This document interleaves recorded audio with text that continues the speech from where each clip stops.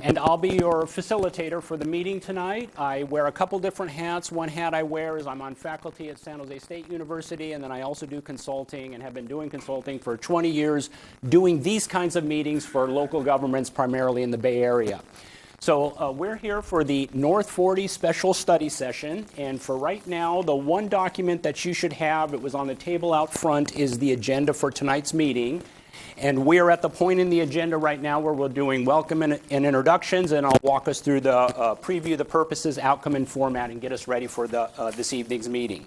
I want to acknowledge tonight that we have members of the Mayor and Town Council. Los Gatos Mayor and Town Council are here tonight, as well as Planning Commission members are here, and also school board members and superintendents from the 4 school districts here in Los Gatos, Saratoga Joint High School District, the Los Gatos Union School District, Cambrian School District, and the Campbell Union School District.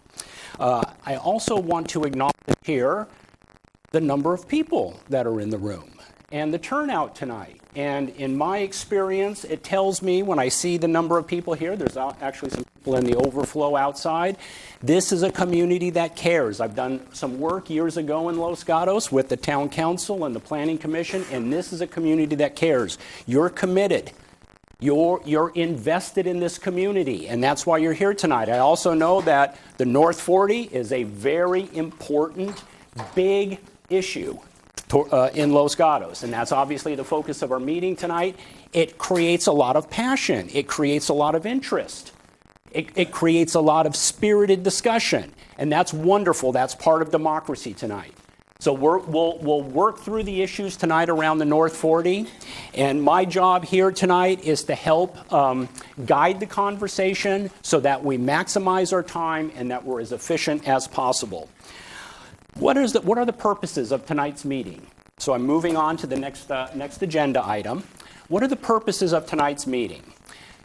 2 purposes. 1, provide information and fact sharing around the key documents leading into the North 40 development, the North 40 specific plan, the housing element, and the EIR, the Environmental Impact Report. So we're using those documents to frame as sort of the foundation of tonight's meeting. The other purpose tonight is to provide an opportunity for you all to ask questions. I did not introduce staff. We have staff here at the table. We have staff here and Christina over here. Staff is available utilizing their expertise to answer the questions tonight. So the bulk of the meeting, as you look at the agenda, you'll see questions and answers a couple items down. The bulk of the meeting tonight is built around the questions and answers.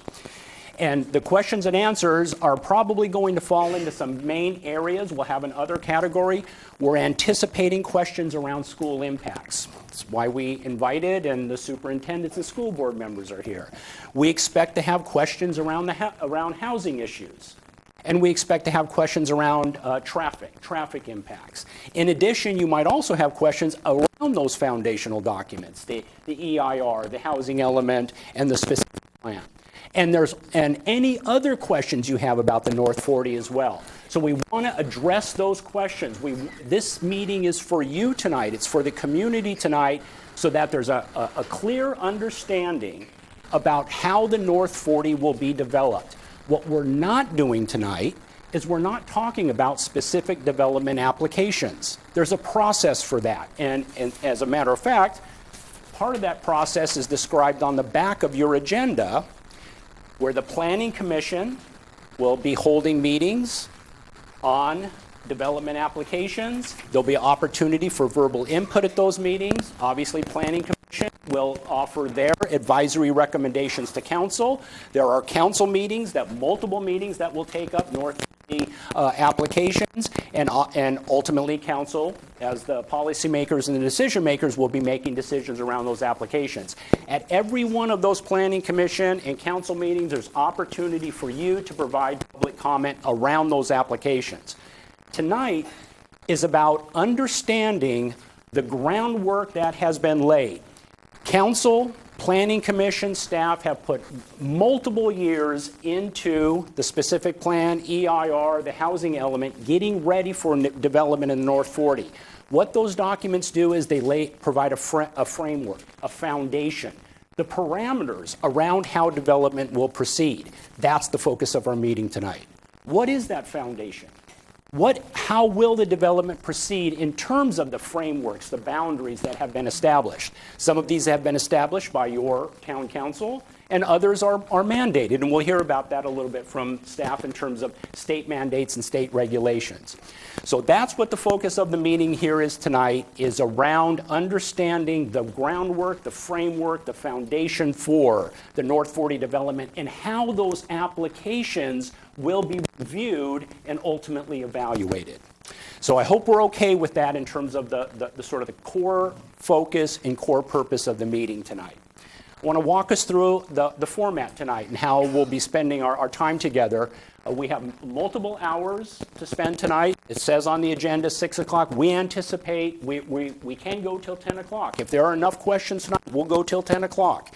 And so the idea here is that, again, this is your meeting, wanting to hear your questions, providing staff answers, and we want to reserve as much time as possible for a broad range of questions. So in just a moment, staff will give a relatively brief presentation around the foundation, as I mentioned, a little bit about the history of the specific plan, a little bit about the specific plan, EIR, the housing element, etc. So we'll have a presentation, and that presentation will help provide a common starting point for us tonight, a common vocabulary for us tonight. We will then move into questions and answers. And you have, we can go ahead and pass those out, Christina. There's going to be 2 different cards actually one key card for the questions and answers, and that's this blue card here. So if you have a question that you want to ask tonight around anything around the North 40, traffic, housing, the foundational documents, put your question on this card here.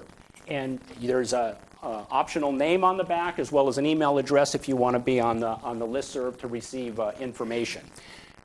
Christina, when you fill out the card, please hand those to Christina. Christina will collect the cards, and then I'll be reading the questions to staff, and then staff will answer the questions. Part of the reason for having the question cards and me reading them is to have as much efficiency as possible in how we're utilizing our time tonight.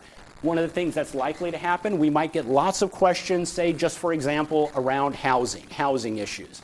A lot of the same questions. We'll consolidate those together and maintain the integrity of the questions, but we'll have a series of questions around housing. And as I anticipate, other questions around traffic and other topics that might arise tonight. So please, you can fill out the blue card right now and questions that you have. If you don't have a question, but you have a comment, yellow card.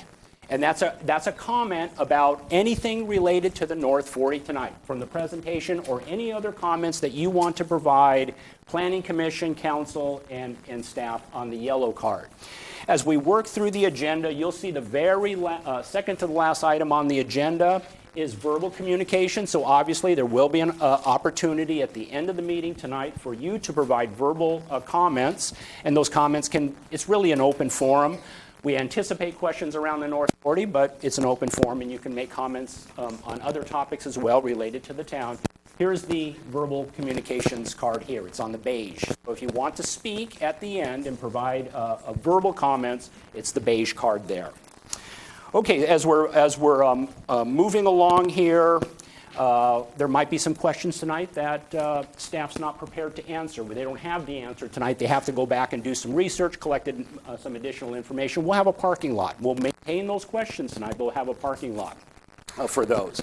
The other aspect tonight are some guidelines for your questions.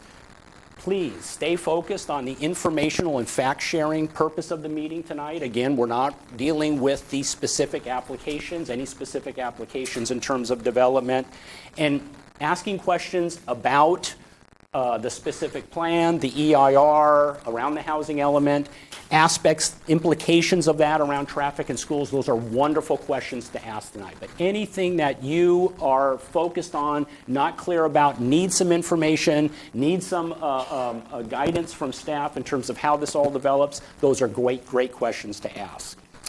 Okay, there are some refreshments as you saw, in the lobby, and we hope you enjoy those. And enjoy those in the lobby would be great. We're not really wanting to have food or drink here in council chambers. Make sure I captured everything here, and I did. Okay, so I think we're ready to move on. And as we're looking at our agenda here, the next item on the agenda is the presentation of the key topics. So I'm going to turn it over to staff and let them walk you through the power slides. Yes. Was there a question? Did I see a question?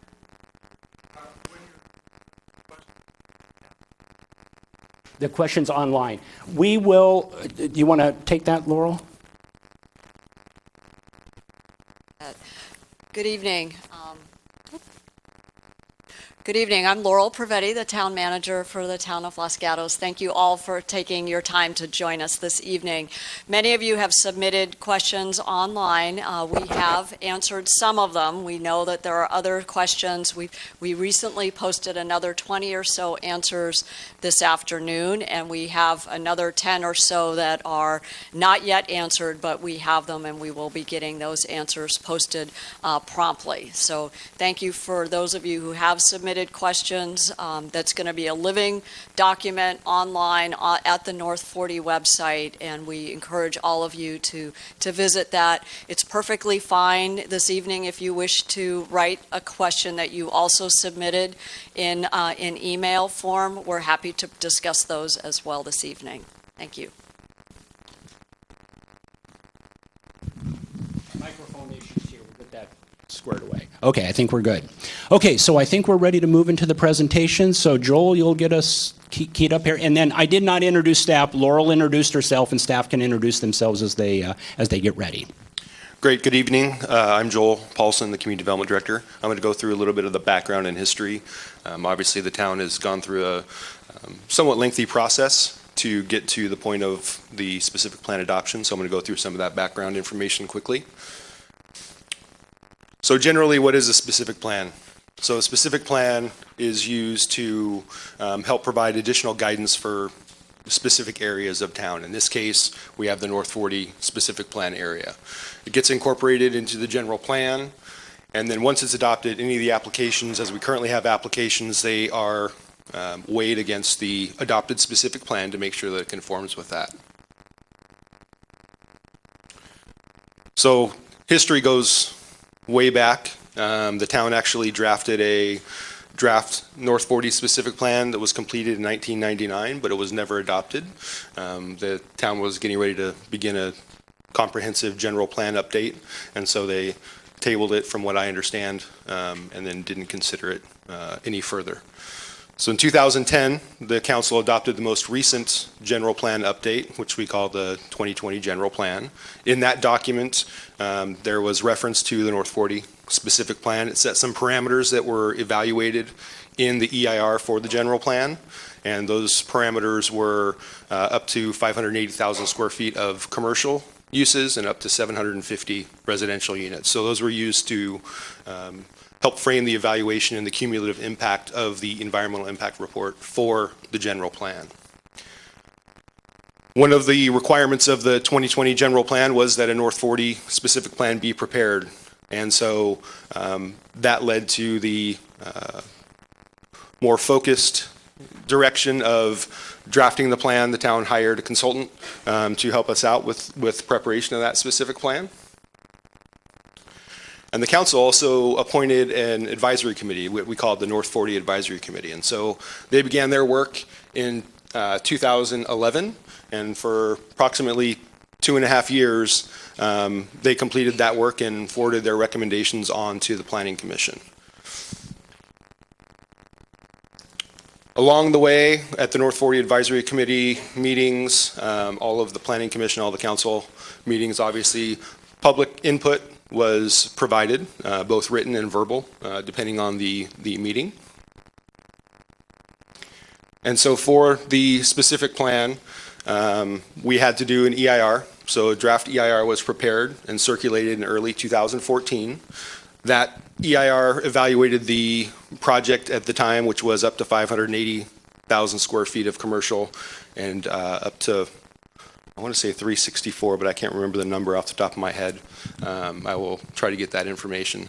So that was circulated, and then The draft document, both the specific plan and the EIR, were submitted to the Planning Commission. Planning Commission performed their review over 2 meetings in July and August of 2014.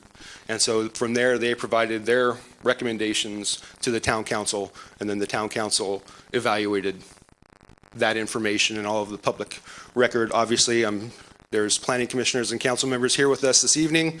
The amount of information was lengthy and voluminous, and so there was a lot of input that was provided.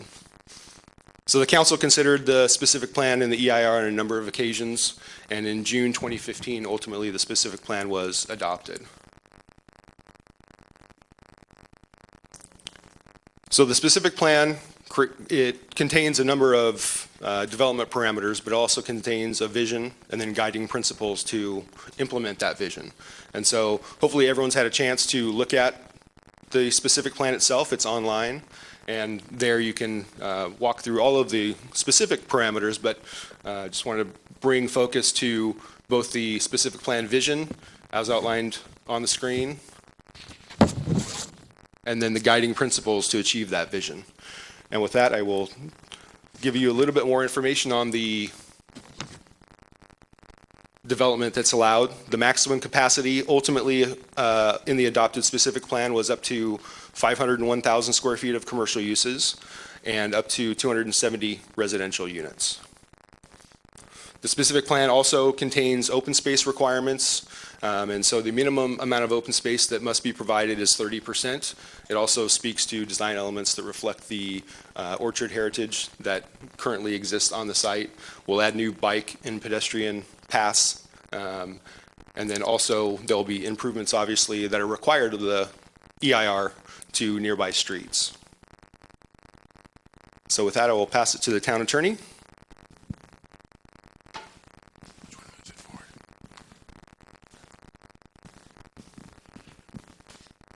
Good evening. My name is Robert Schultz. I'm your town attorney. I've been with the town now for about 2.5 years. So when I came along, the specific plan committee had already completed their work. The specific plan for the North 40 was in its draft, and as Joel told you, in 2014 and 2015, I was part of those hearings when it went to the Planning Commission and then ultimately to the town council. As with the housing element, I was with that process pretty much all the way through. We did our update through 2014 and 2015. So I've been here for those processes, but I wasn't here for the early stages of the draft specific plan. Tonight, I'm kind of the bearer of bad news. I have 2 subjects that I want to talk about: school impacts and the relationship between the housing element and our specific plan. And I guess I drew the short straw. I think they said, you're an attorney, they hate you anyway, so you can cover these 2 subjects. So I'm here to talk about school impacts. We've had just tremendous amount of comments at all the hearings about school impacts, and we all, I think, understand how impacted the schools are with overcrowding and lack of facilities. But the bad news is that the state has preempted us on this issue. The state has decided that it will regulate the impacts from schools and not the local jurisdictions. It's been that way since 1990s. SB 50 was passed, and that basically says that the town or any city or county can't prohibit a development based on any type of finding that says the schools are overcrowded or impacted. We just do not have that ability to make that finding in order to deny a project. SB 50 does authorize the school districts to levy a fee on new development. And it establishes the amounts in the state law, exactly what they're going to be able to levy on each new development. And it's basically a formula, and that formula continues to rise. I would be of the opinion it hasn't risen enough to keep up with the cost of real property, and that there needs to be some changes made, but that has to be done at the state level. The town doesn't have the ability to do that. Right now, it's 56 cents per square footage for commercial and $3.48 for residential. The school districts do have the ability to try to raise that up. You can go from level 1 to level 2 and level 3. They have to do an analysis and study to raise those levels up above the 2 and the 3. They do that. The town doesn't have the ability to do that.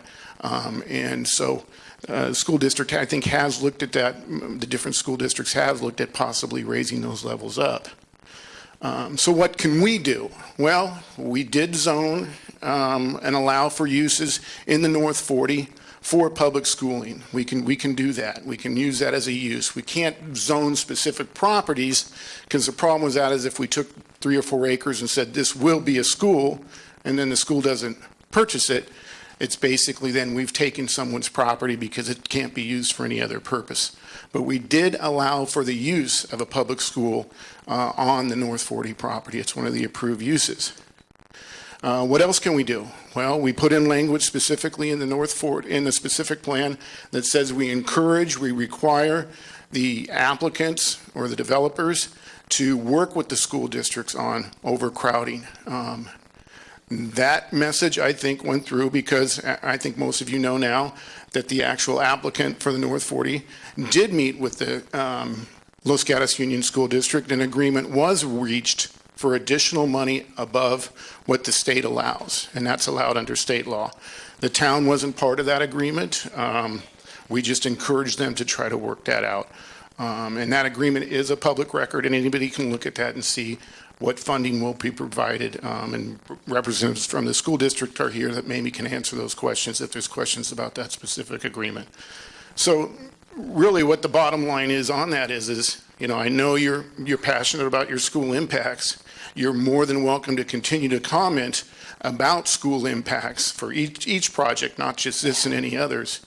But the hands are really tied of your local government officials. They don't have the ability to, like I said, deny, modify a project, any project, based on school impacts. What we really need to do is get the state to change the methodology that is allowed up there so that more money is coming into local governments from developers. So the other issue is the housing element.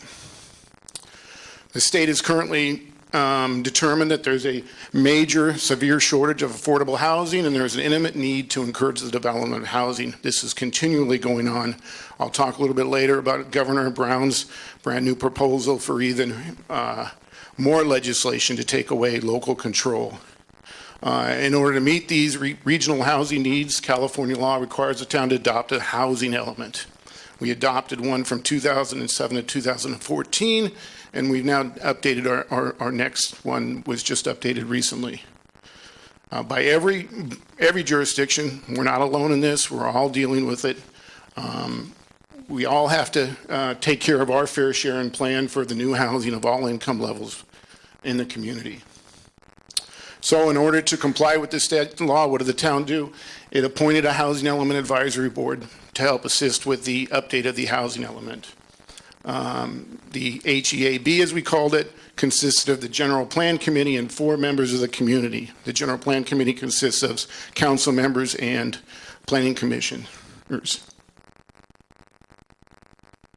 2013 and 14, when I first came on, I was part of numerous meetings were held in the chambers here and gave public input on all the different ways that we could meet the state requirements and get a certified housing element. All housing elements have to be certified by the state. In June 2014, what the HEAB decided to do was to satisfy all its numbers that were required by the state. What it did was it used its existing affordable housing overlay zone sites. That's what we had done in our previous version. We figured that would work, and we'd be able to show we can meet all our numbers for affordable housing by what we did in the last one.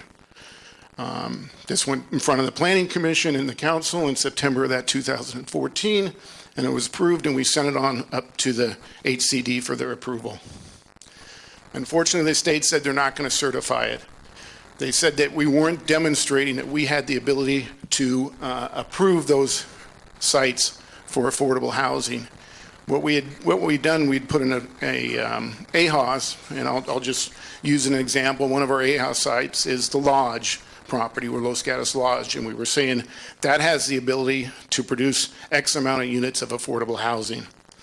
But unfortunately, that wasn't mandatory. If an applicant came in and said they wanted to produce those X amount of units, the council, the town, had the complete discretion to deny that and say they still wanted it to remain commercial, since it was just an overlay. And the state said, you're just playing games with the numbers of the amount of units that you're able to build, because there's too much discretion allowed amongst the council on whether to approve any of those projects for those AHA sites, and that you really have to show that you're able to meet those numbers for affordable housing and allow for development to occur. So in order to obtain certification, the HEAP got back together and met, and we went over all these different sites and tried to find out where we could meet our arena numbers. One of the ways they did that was by taking the North 40 specific plan and taking 13.5 acres at 20 units per acre, and that's how they were able to meet those numbers that were missing to be able to get it certified.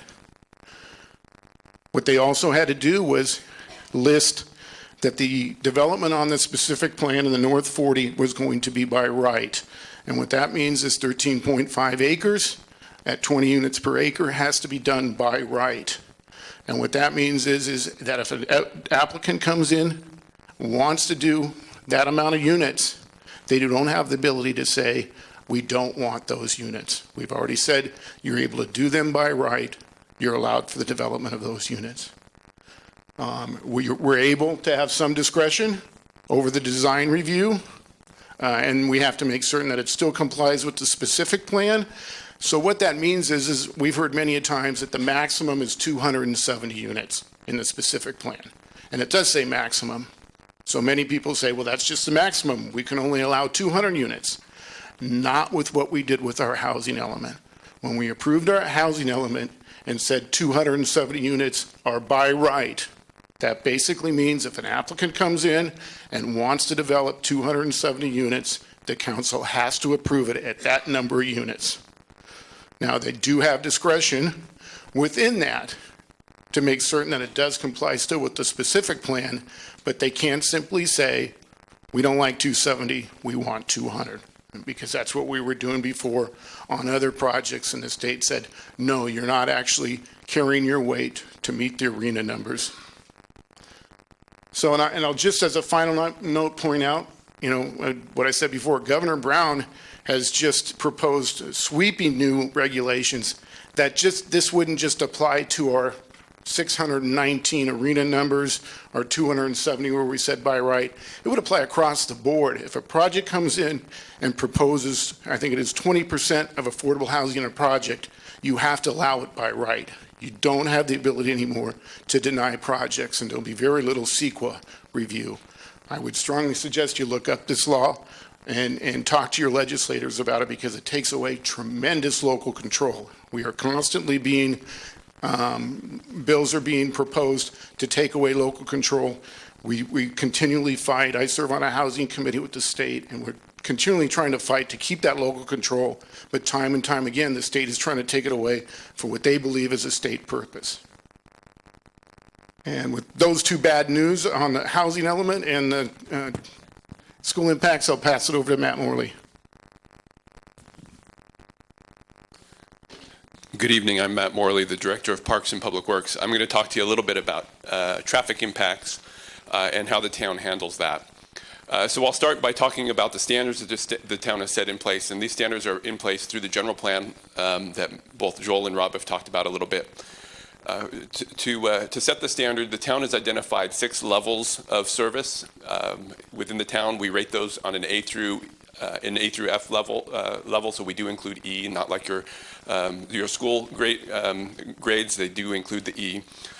For the sake of identifying the traffic levels of service, level D is considered acceptable in the general plan, and the level of service is measured in terms of delay in seconds. So what this means when it comes down to it is that the town looks at individual intersections, and the amount of time and delay that you would expect or anticipate when you come to that intersection to wait for your opportunity to progress through that intersection.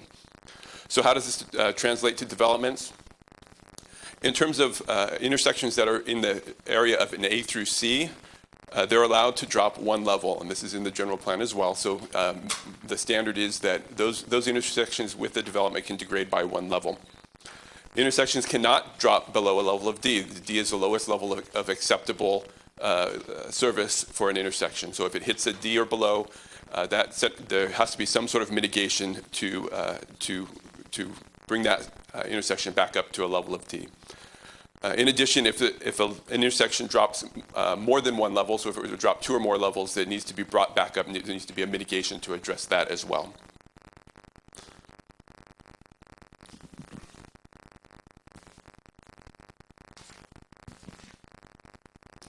So how do we go about figuring all this out?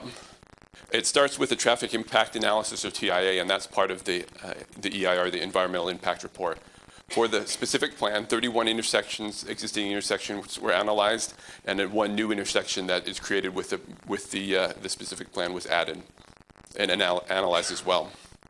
The analysis includes anticipated vehicle trips, so how many trips were going to be generated with the development, and that's all a standardized calculation based on industry standard. It also considers the type of development, so the residential versus the commercial, and it considers the time of day, so what happens in the worst impacted period of the day, so the peak periods, and typically there's a peak period in the morning and a peak period in the evening, an AM peak and a PM peak. And in Los Gatos' case, we include an analysis of other anticipated developments. In many communities, the anticipated developments are those that are already permitted. In Los Gatos, if we have it on the radar and we can identify the scope and scale of the project, it's included in the analysis. So with that, there are several projects that were included in the analysis for the North 40 specific plan. These are the 6 projects that were included, and those were included based on the information that was in the town's possession at the time that they were at the time that the EIR was complete.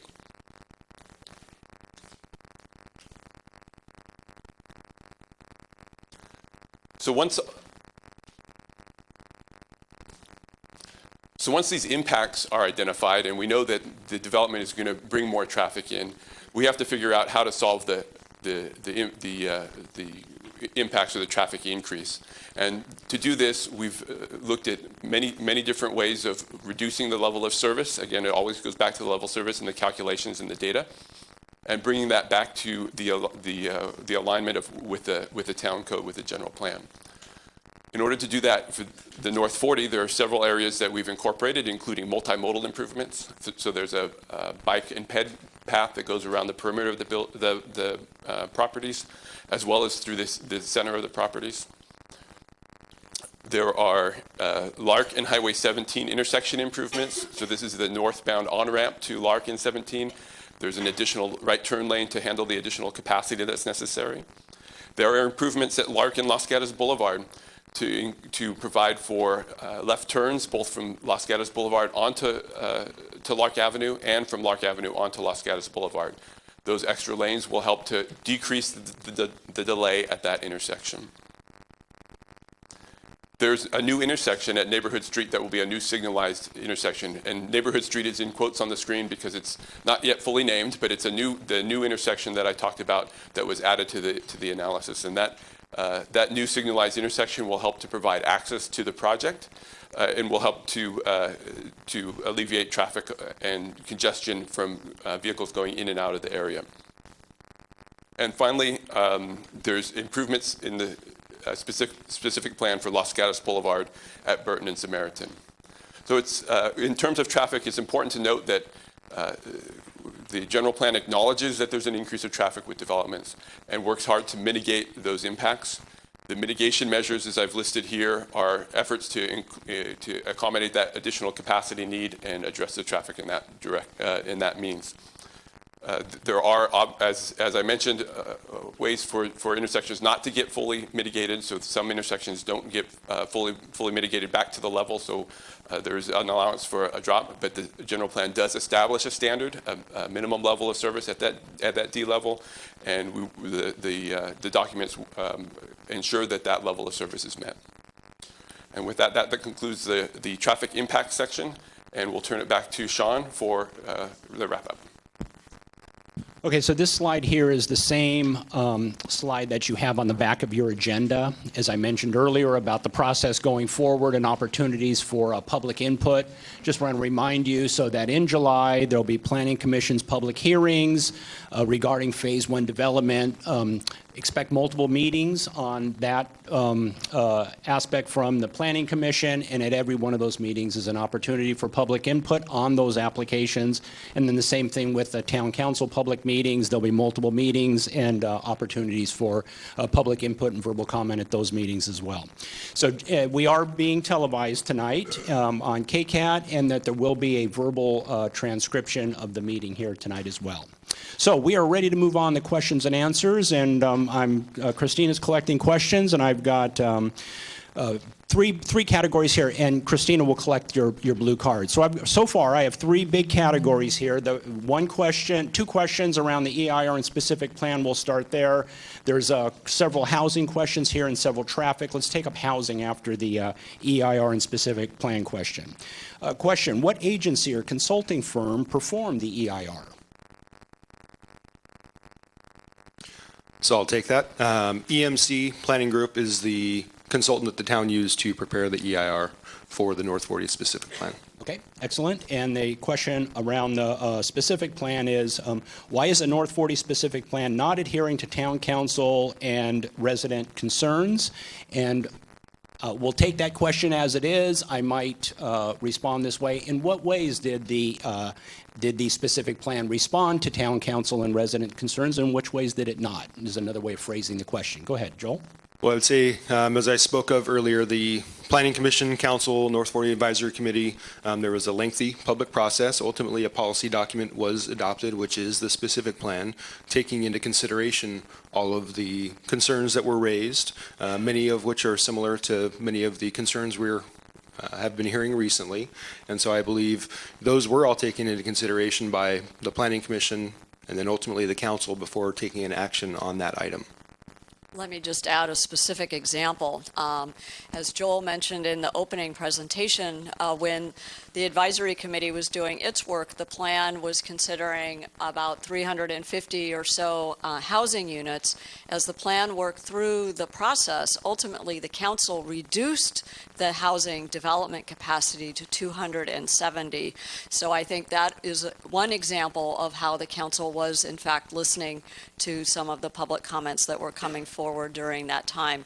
There are other examples. We did an economic study to make sure that the North 40 specific plan would not compete with our precious and very unique downtown.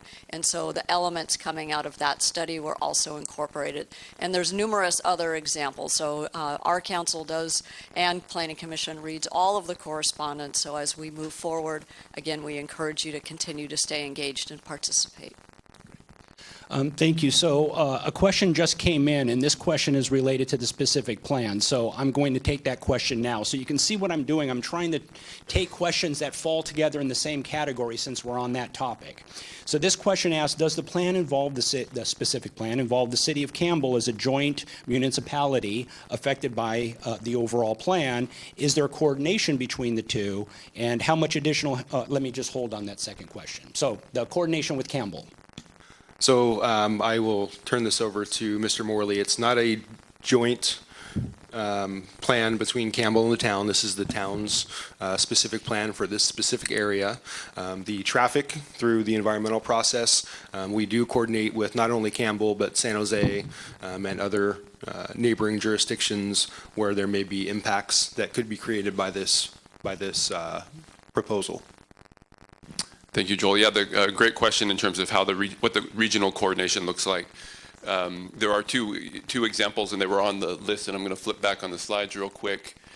Two additional projects that were included in the analysis. The Dell Avenue plan, which is a Campbell plan, was incorporated in traffic analysis, so that definitely has been considered, as well as the Samaritan area improvements that were on the books at the time, and those have been considered from the council as well.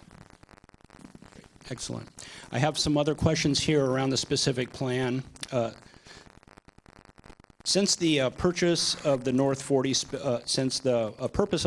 specific plan was to develop the property with a cohesive, unified plan covering the entire 40 acres, How can we consider only phase one in a vacuum without seeing how it fits into the whole? Why doesn't the town require this comprehensive plan like the that covers the entire property? So the specific plan, as those of you who have read through that, does anticipate phasing. There is a number of different property owners across the North 40 specific plan area. And so to facilitate the development, phasing was reviewed and taken into consideration and included in the specific plan itself. There are, I don't know the total number currently, but of property owners out there, but there still are a number of property owners across the specific plan area, and the application that is currently in is only for the first phase because that's the property that they have control over. And then I would turn to anyone else who wants to add anything additional. All right. I think as Joel mentioned, it is specifically in the specific plan.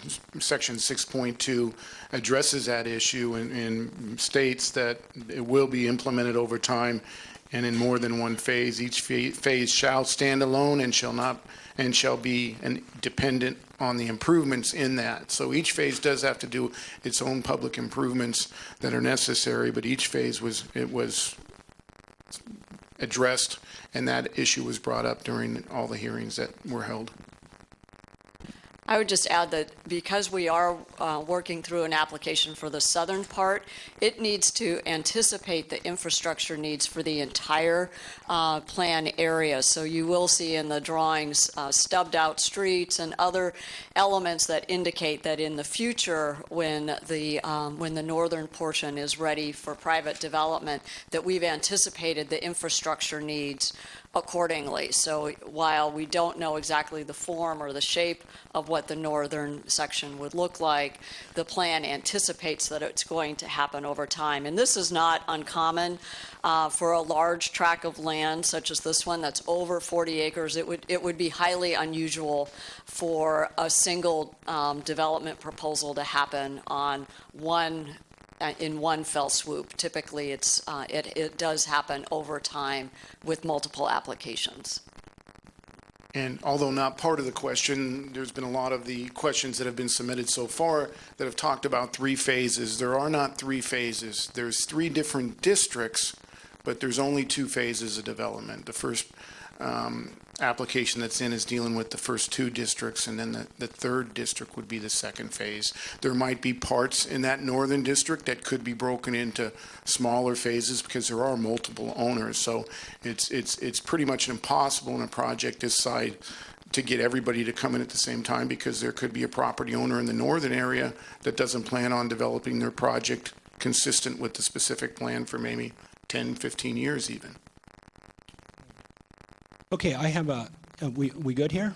I have an EIR question. Can the town have another follow-up EIR?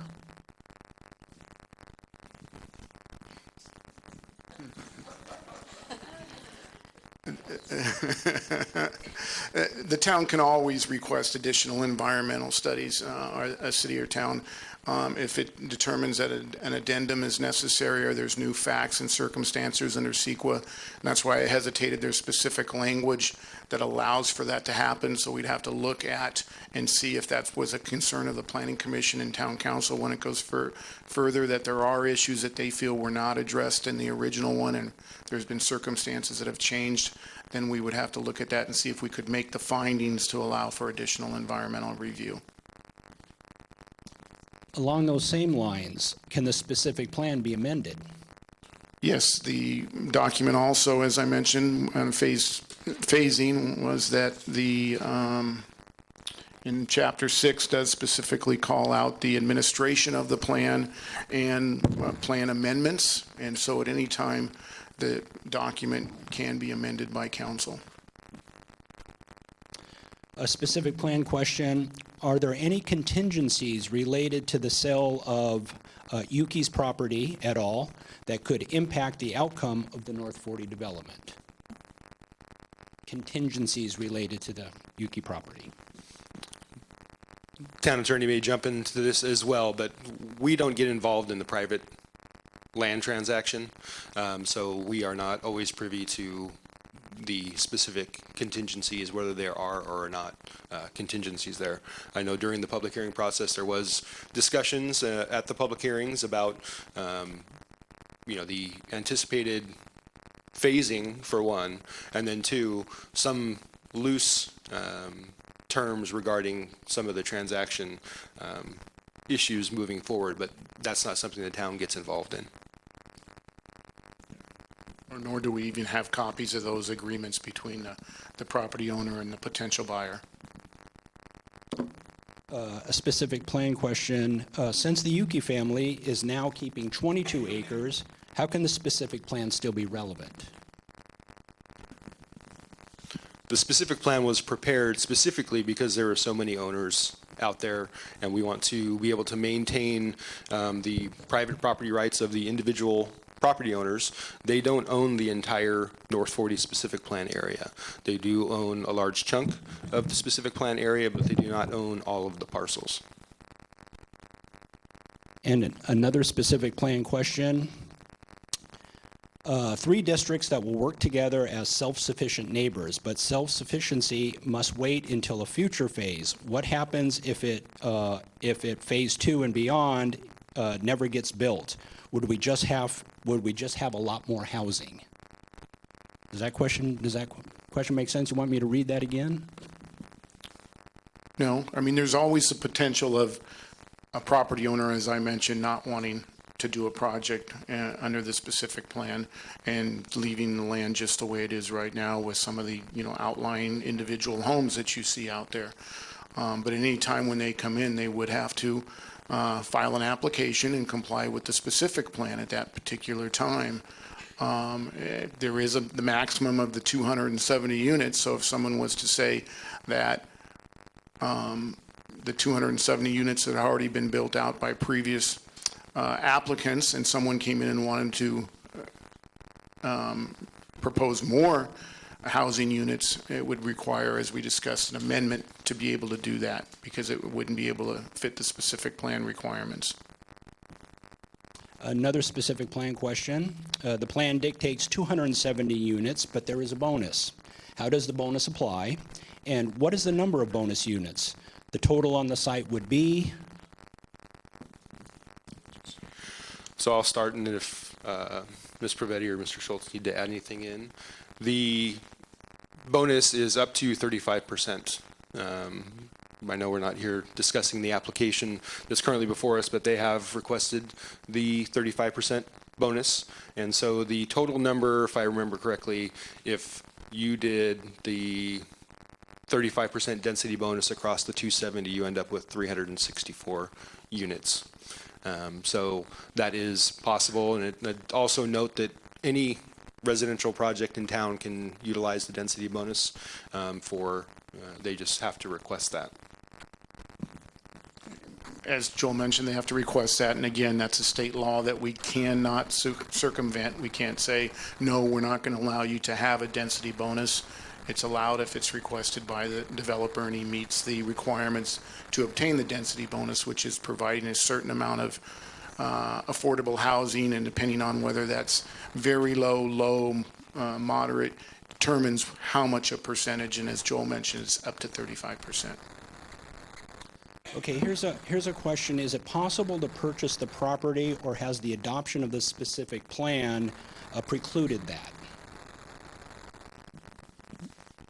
The adoption doesn't preclude any private land transaction. I'm sure the property could be purchased. Obviously, there's a lot of work that's been invested and time, and so whether or not the parties that currently hold any rights to that property would be interested in having that conversation, that would be a private conversation that would need to take place. The follow-up is, if purchase is possible, could a bond measure be proposed? So the first question deal with whether it could be purchased, and as Joel mentioned, that's a private transaction. We don't have the documents between the purchaser and the person that has that option right now to purchase it. So if a third party came in and wanted to also try to purchase it, there's all sorts of contracts that would have to be terminated and brought into. So the second question is whether issuing bonds, and I think that goes to the town purchasing the property. And so currently, we would not want to get involved in a voluntary purchase of the property because of the fact there's a transaction that's already pending, and there could be all sorts of ramifications of interference with a contractual relationship that we wouldn't want to. But the town does have the ability under eminent domain proceedings to take property for public use. That is always a possibility. I would say that's a very complicated procedure. We did give a very detailed answer in our questions that are online about the eminent domain and the experts that are hired and how you go through that process. But certainly at any time, purchase can be taken for public use through the eminent domain procedures. And just to follow on, for those of you who aren't aware, the town does have an FAQ, frequently asked question, posted online. So please, if you haven't taken a look at that, take a look at that. We're evolving that and adding answers to questions as they come in. So we actually just updated again this afternoon with some additional information. So I'd encourage folks to take a look at that as well. And I just want to moderate some expectations. So while it's theoretically possible, it's highly unlikely, because if the town were to get involved, notwithstanding any contractual challenges that we might have, we would have to pay fair market value. And because there is a specific plan with the specific development capacities, that's going to be very expensive land for the town to buy. So it's highly unlikely for not only practical reasons, but also legal reasons that would happen. I was preferenced just from a legal standpoint. And there's all sorts of financial issues that would be involved in the bond measure and the time of frame that would take. So, yeah, I was just looking at it from a standpoint of, yes, the town has eminent domain ability under state law to take property for public use, but accomplishing that under these circumstances would be very, very difficult. Okay, and there's a follow-up question here that I'm not going to have staff answer. It's about the developer's proposal and whether it meets the guidelines of the specific plan. And as you recall, that's really not the focus of the meeting tonight. That will be taken up by Planning Commission and Town Council. So we're staying on the specific plan EIR questions here. If we have another EIR, how can the town meet the deadline of the current application if there was to do a follow-up EIR? Well, I'll start. I think it would be highly unusual. The circumstances haven't changed to the point where those thresholds probably are met. The other important piece to understand is that, as other jurisdictions, other projects come in, they all have to take into account the traffic that is proposed to be generated by the North 40 specific plan. So they then will have to accommodate whatever impact their project's going to have in the cumulative analysis, also taking into account the North 40, the Delaware Avenue plan, and many other projects. So they're required to go through their own environmental process and then make those determinations with this as background data included.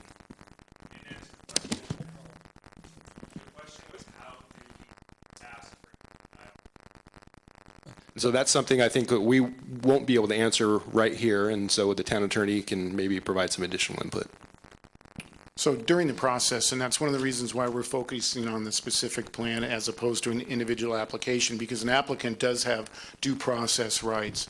So that issue will certainly come up at the Planning Commission. Well, there'll be 2 hearings in July, and there'll be at least two hearings in July for the Planning Commission, and at least two hearings in front of the council in August and September. So that would be the time to ask for additional environmental review at those hearings. There are many complicated issues that overlap with regards to the Permitting Streamlining Act, in regards to the Subdivision Act that we would have to work through if, in fact, that was a requirement, and we can make the findings. As I said earlier, there are strict findings to require additional environmental review, and until we get really into the meat of the project and hear the elected and appointed bodies is when those issues will arise. A question here about the specific plan. The vision statement in the specific plan states that the 40 acres should not be developed piecemeal. There's no question, but I'm assuming the question that follows from that is related to the earlier question about developing it in phases. So reiterate the same answer? Is there another way of answering that? The vision plan statement in the specific plan states that the 40 acres should not be developed piecemeal.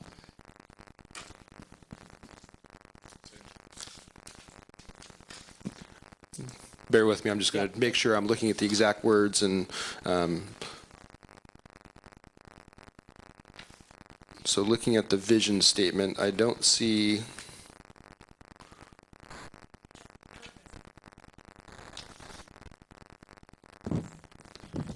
Could you repeat that? It was under purpose 1.1. Thank you.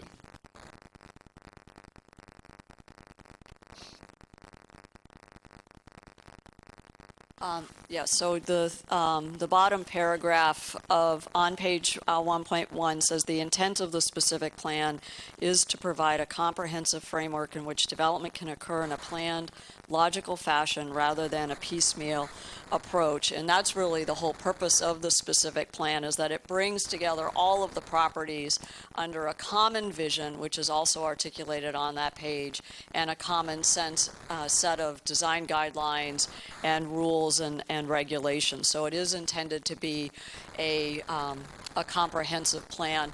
I recognize that there's concern that we may have multiple applications, but the first application is for a fairly large portion of the total area, and so as a subset, that's still considered a comprehensive plan that anticipates the future. So again, it is related to phasing, and I know ideally we would all love to see, well, what's it all going to look like ultimately, but it isn't uncommon for projects of this magnitude and this size to happen in segments. But essentially, it's the plan that knits together those future applications to make sure that it is going to deliver an integrated neighborhood for our town. Thank you. A specific plan question. The vision of the specific plan paints a pretty picture for a conforming development. However, the maximum density and intensity drastically conflict with the vision. Can the town amend the specific plan to be in compliance with itself?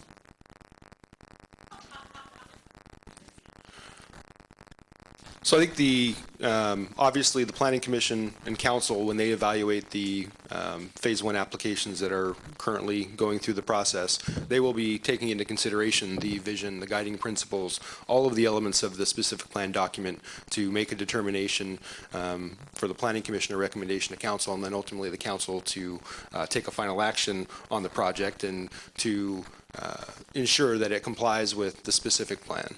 So those are important pieces that will continue to be discussed in July by the Planning Commission, starting in August, probably in front of the Town Council.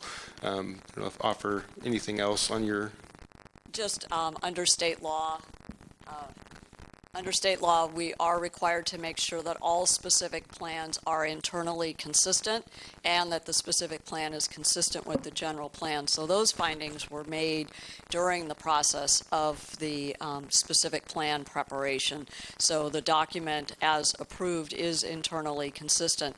As mentioned earlier, there is a process for amending the plan, and that could be considered at a later date. Okay, does the specific plan protect the downtown district? If so, how? So there are a number of policies and language in the specific plan, because that obviously was a large component of having the conversation of going through the development of the specific plan and not wanting to negatively impact the downtown that we have. And so there are a number of policies that were put in place specifically to try to limit that and really focusing on complementing the downtown rather than competing with the downtown was a lot of the conversations originally when the specific plan was going through the process. I will thumb through and see if I can find any specific policies, but that relate to that. The town did do an economic study as part of the environmental impact report, and so that study did look at the potential impact on downtown, and that impact was not evident based on what was proposed. I would also just add, there is a table called Table 2.2 that identifies the maximum development capacity and the maximum amount for different uses, including retail, restaurants, et cetera. And those numbers were carefully considered in light of the entire economic segment of our community. In addition, there is a table of uses that identifies which uses need a conditional use permit or some other development permit. That's table 2-1, and that was carefully considered by the town council, and I recall that there were some modifications along the way to make sure that we were complementing downtown and not competing. And again, all these elements could be subject to future specific plan amendments if we find that additional changes are necessary. And the other thing I'd point out for the commercial uses, those must be, the specific plan requires them to be presented to the Conceptual Development Advisory Committee, which is a body that's made up of 2 council members and 3 planning commissioners. And then they also are required to do additional economic impact analysis, which is brought forward to the Conceptual Development Advisory Committee before going through the process. So any future commercial or future phases will have to go through that same process, and that will be taken into consideration at that time too. And depending on the length of time, may give you a similar or different economic story, but that evaluation will be provided with each application that comes forward. A specific plan question. Would it be accurate to say that if somehow the town successfully reduced the density of the specific plan, it would essentially just be kicking the can down the road and result in denser in future redevelopments? That is one possible outcome. Obviously, if the 13.5 acres in the specific plan is not developed at 20 units per acre, the town has to identify additional sites that will accommodate 20 units per acre by right development, which Mr. Schultz has discussed at length, and that has to be done immediately following any action that would be taken to reduce the adequate sites inventory for the specific plan area. And that was a big conversation throughout the process with the advisory committee and the housing element advisory board. And so the challenge is the town in the last cycle used affordable housing overlay zones to accomplish our RHNA numbers. And this time they chose to remove some of those, given some of the new requirements with by right, 20 dwelling unit per acre development, to utilize the North 40 in that case. So anything that gets reduced on the North 40 will have to be accommodated elsewhere in town. Very good. Thank you, Joel. So I checked with Laura. I wasn't sure if this was an application question or not. I'm proud of Town Council for rejecting Shannon Road, Los Gatos Boulevard development due to high-density application request. Why is North 40 application density not being rejected under the same pretense? The town took specific actions through our housing element and the specific plan to accommodate our regional housing needs. And what that was to say that we're going to have 13.5 acres of the North 40 area be developed at 20 units per acre on that site. And so I think the Shannon Road project was actually probably far less than 20, frankly, units per acre. That's just obviously a smaller site, and the proposed development, the determination was made that it wasn't appropriate and that the project was ultimately denied. I think the context is also different because that site was designated primarily for commercial use. So that was not a housing element site. It was not a site that we had identified for residential. So the first question is really, do we want housing at that Shannon and Los Gatos Boulevard location? Secondly, that project went through the entire process. So it went through all of the development evaluation, it went through planning commission, and it went through town council. So it went through the whole process. So with North 40, with the application that's currently pending, we're still in that process. We don't know what the outcome of that is going to be, but as mentioned on the slide that's up there, we do have planning commission hearings starting on July 12th. and we'll see, what its recommendation will be and ultimately what the council's decision will be in August or early September. So we're still in process. And I'll just add to that, it was a totally different scenario because of the fact mentioned it was commercial. An applicant is asking for it to be changed to residential. That's within the discretion of the council whether to allow that or not. It wasn't a site within our housing element. But more importantly, I'll go back to Governor Brown's proposal. If his law passes, that project would have to be approved by council. They would not have had the discretion because if it had that 20% affordable, which is, I believe there were 8 units. How many were they looking for? 11. If there was 20% of those units, they would not have had any discretion. It would have had to been approved without any CEQA allowed. That's how far the state is trying to go to take away local control. Thank you. Still on the specific plan. The specific plan states that 13.5 acres will have a density of 20 units. Do all 13.5 acres have to be in the LARC and transition districts, or can it be spread throughout the entire 40? It can be spread out. Ultimately, that's a determination the council will make on the application. There's obviously language, and as was discussed before, the specific plan talks about 3 districts. This first application is taking up almost 2 of the districts. So if that's something that the Planning Commission, through their recommendation and/or council ultimately think is appropriate, then that's something that they can consider. I think the challenge gets to be there's a lot of other areas, and I'll turn to the town attorney, relating to density bonus requests and where our discretion lies there, as well as some of the by right concerns that were raised before. I'll just come back to the specific plan because that's really why we're here and not the specific application. But under the specific plan, the 13.5 acres are not designated. It just says there will be 13.5 acres designated at 20 units per acre. So that it allows for it to be spread if the council so desires. Okay, specific plan. If there are so many property owners, which was known prior to approving the specific plan in January of 15, then why was the entire 44 acres included in the specific plan? I think, as Ms. Pravetti mentioned before, that's the whole point of creating a specific plan. When you have multiple owners, so that way everyone understands what the requirements are for the entire plan area, so that good planning can move forward, whether it's done all at once, whether it's done in multiple phases, whether an individual property owner wants to just develop their specific piece of property. It provides that framework for the future applications to be tested against, to make sure they comply with the vision guiding principles and development parameters that reside in the specific plan.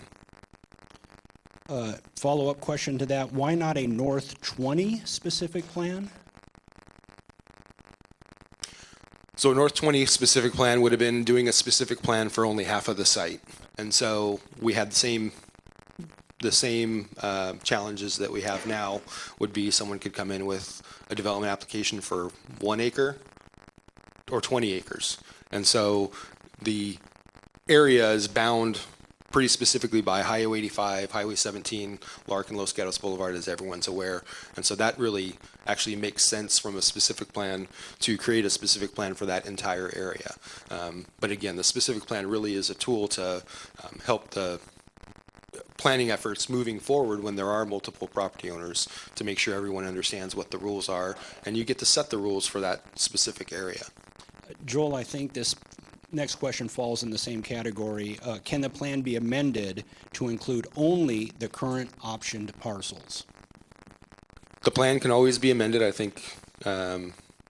Schultz explained there is a process that's laid out in the specific plan for amendment.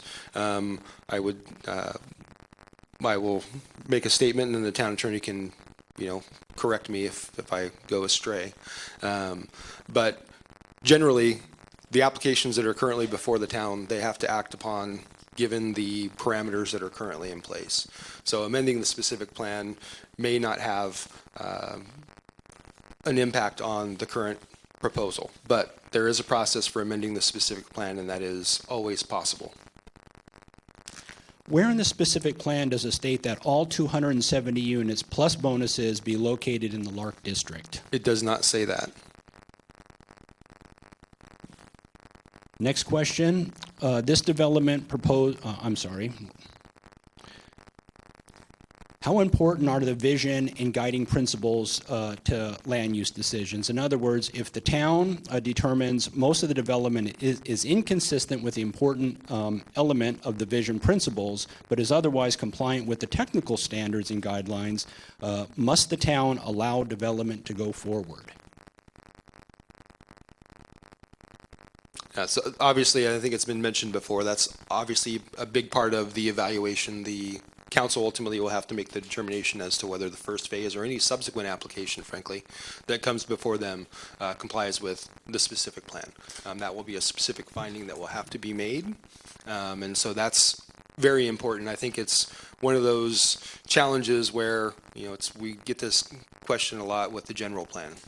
If you read the general plan, there's a lot of policies, goals, vision language in there, some of which, depending on the project, can be construed in multiple ways. So it's really taking a look at the application, taking a look at the foundation of the specific plan, and then ultimately that determination is going to be made by the town council.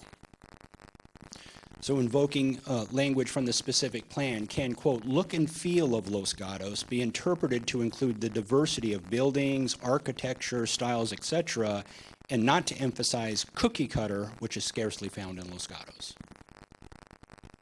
So can it be interpreted to include the look and feel of Los Gatos? Can that be interpreted to include the diversity of buildings, architecture, styles, as that's what is meant by the look and feel of Los Gatos?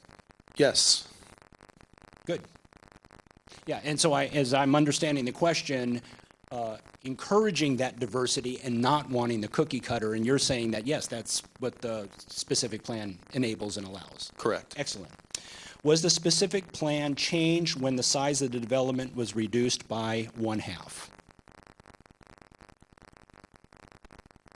I'm not sure. I guess I can try to interpret what that question means. Okay. I'm assuming it's meaning, did we cut the specific plan in half because we are only looking at half of the first phase, is only dealing with half of the application? Or that it changed, the area. or that it changed in some way. The specific plan changed in some way when the area was reduced.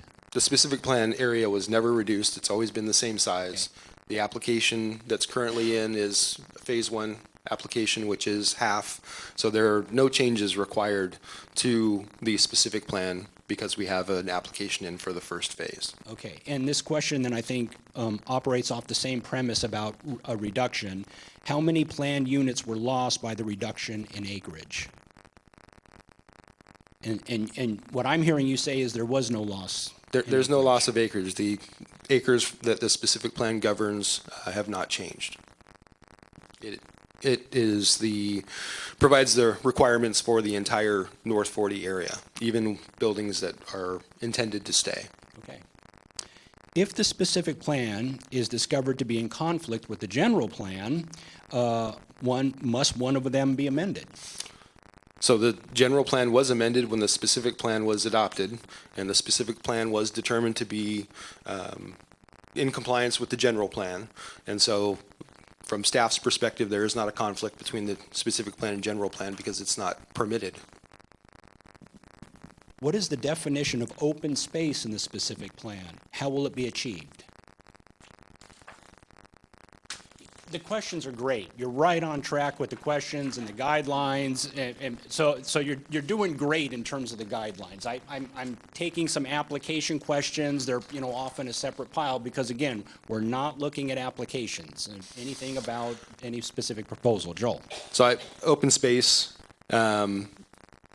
is defined on page 6-13 of the specific plan, and so I will go ahead and read it for the audience.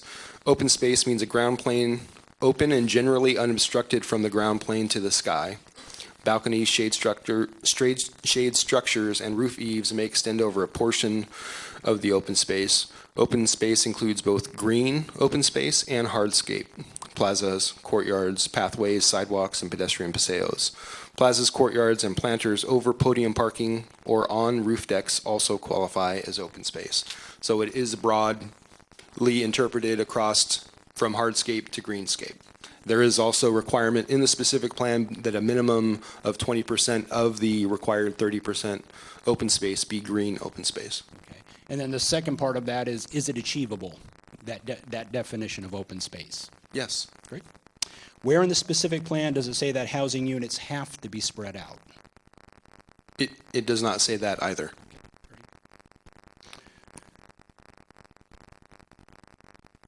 I'll just offer that it does speak to where residential can be implemented, and that is across the entire specific plan area, with the caveat that in the northern district, any residential that's proposed has to be above commercial.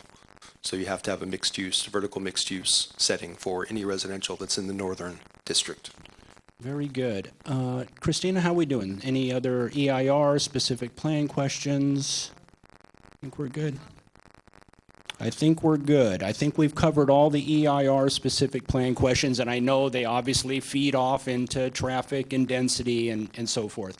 Let's move over. I've got a couple cards on schools here, and we can come back. If you still have questions about specific plan, fill out a blue card, get it in. We don't need to stay all regimented. We can move around a little bit here. Schools. Is a school considered a non-residential use, and if so, is it excluded by way of Table 2.2, which I'm assuming is Table 2.2 in the specific plan?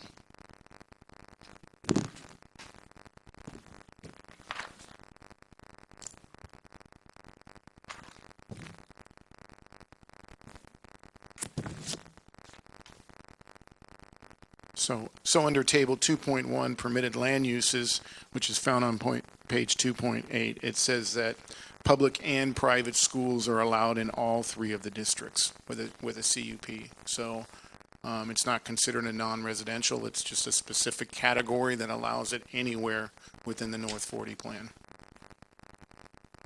Thank you. Another school question. Is the plan to divide the North 40 project to be received by several school districts? For example, is a portion of the development to be serviced by Campbell Union Elementary and High School District and not serviced by Los Gatos Elementary and High School District? As a 34-year resident of Los Gatos, I live in the old Adobe Road area serviced by Campbell. The town of Los Gatos has never been inclusive of fringe areas. I would strongly state that two different schools is disjunctive. Two different school districts is disjunctive. So the key question, is the plan to divide the North 40 project to be serviced by several school districts? So our school districts and their boundaries are determined by a completely different process. As you know, we have many school districts that serve the residents and families here in our community, and we're very fortunate for that. The southern portion of the specific plan area is generally served by the Los Gatos Union School District. This is our elementary and high school district, and then the elementary and middle school age group, and then for the high school, it would be our Los Gatos Saratoga Union Joint High School District that serves that southern portion. To the north, we have our Cambrian School District, and we again thank the participation, as well as the Campbell Union High School District that takes care of the northern portion. So that's why we've invited 4 different school district boards and superintendents with us tonight. So those boundaries were predetermined long before the specific plan even came into fruition. But we look at school issues for all of our districts, and that's why it is identified specifically as a use within the specific plan area. Can the school board determine that the builder, ask that the builder build a school on the property? How do they propose that we intake a large number of students in already impacted schools?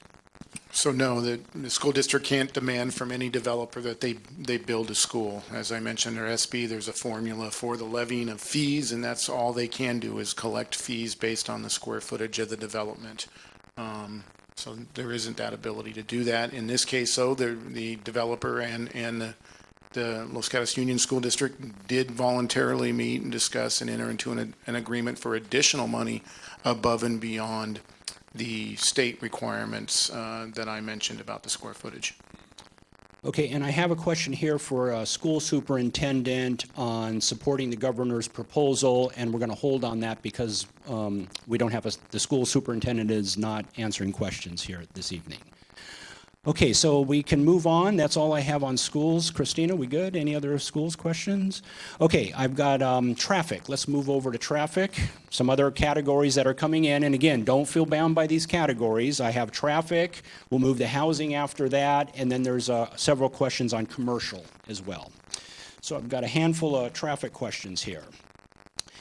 If intersection LOS levels can drop by 1 level each time there is a development, we could theoretically eventually land at D level for all intersections. Is there a minimal acceptable distribution of LOS levels, i.e. 25% of A, 25% of B, etc.?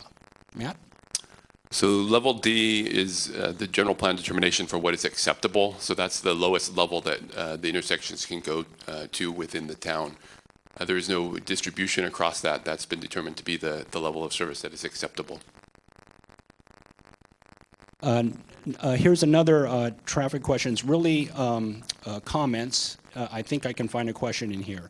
3 major concerns: town's loss of identity as a special town, education, schools impact now, and then traffic. More cars really? So question mark. So as you said, I believe, Matt, that in the TIA, it does say for more traffic. So just say a little bit more about that. The traffic impact analysis is exactly that. It's an analysis of the impact from traffic. It acknowledges that a development will bring additional vehicles to the road, and it looks for alternatives to mitigate those additional cars, those additional vehicle trips, and to reduce the impact of those trips on the community. There's been, as I mentioned in my opening, several projects around the development that accommodate these impacts and help to mitigate that and to keep the traffic flowing so that when you reach an intersection, your delay is managed and controlled. Thank you. Traffic, why can't a new traffic EIR be required before development is approved? Because clearly traffic in Los Gatos has changed significantly since 2014 to now 2016. So the heart of the question, can the EIR be required before development is approved to include the traffic? So I think the answer is consistent with the responses previously, is that the council can look for additional EIR studies, and the TIA is a portion of that. So that is a potential for the future. I would say that the traffic analysis is a snapshot in time, and captures the traffic impact analysis captures the traffic at that time and the increases that the project brings. So it's very specific to the increase created by the project, regardless of when that traffic analysis is done. And I just offer one other thing. I don't have the project in front of me or the files in front of me, but that is a question that we'll also answer online as it relates to the Phase 1 application to illustrate what traffic review has happened as part of that Phase 1. Okay, I have a couple of specific traffic questions coming up here. Is the town looking at the need to change the traffic flow on Winchester South of Lark for the 2 residents that will need to avoid Bascom Avenue and still need the Maskets at Bascom? Am I reading that right? I don't have a name on that. So is the town looking at the need to change the traffic flow on Winchester South of Lark for the 2 residents that will need to avoid Bascom Avenue? So we better are we okay on that? Do you following that? Or is this a parking lot and we need to follow up with a little bit more? Please help clarify.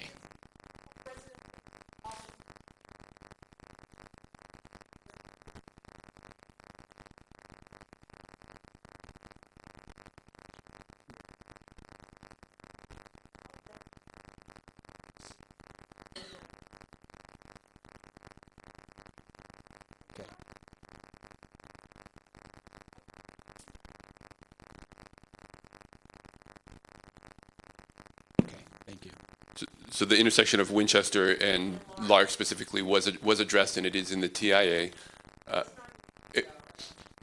There is not a project because the impact associated with that intersection did not change it so that it needed mitigation.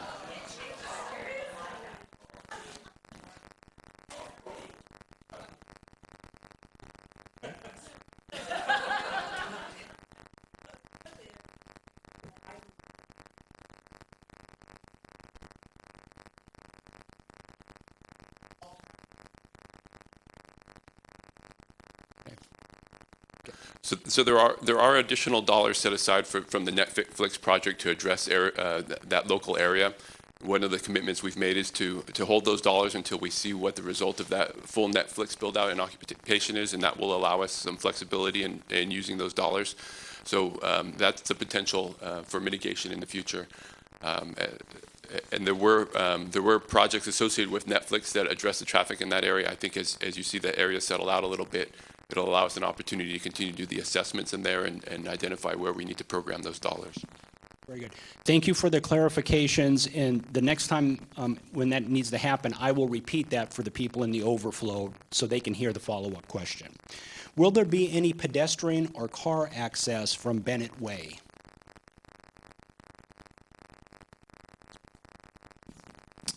So Bennett Way is a Phase 1 application question, I believe, so that although there is car access to Los Gatos Boulevard in the specific plan, the exact what that looks like specifically will come out of the Phase 1 application. Thank you. And again, we're on very specific traffic questions here, so let's just do the best we can. Let me just please, finish off with that. yes. There is significant pedestrian and bike and ped access in the project in its entirety. So there's a loop around the perimeter that is a very wide multimodal path, as well as a requirement that there be a multimodal path through the project, the specific plan as well. And the large amount of open space will also contribute to the ability for bikes and peds to move about. When turning right on the South Los Gatos Boulevard from Neighborhood Drive, will there be a no right turn on red? I believe this will help surrounding businesses get out of their driveways. That as well will be addressed through the development of the Phase 1 application. Okay. Lark and Winchester intersection is currently a congestion problem. Shouldn't the EIR address this intersection too? So that's Lark and Winchester. So, as we mentioned previously, Lark and Winchester was addressed through the traffic impact analysis. It was a study the study included that analysis and what the delays at that intersection were.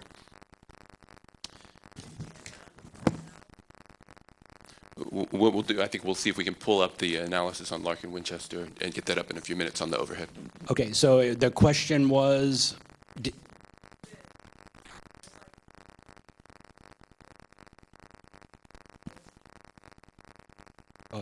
so did the analysis and the what actually happened, are they consistent with one another? So that was the question for the overflow audience.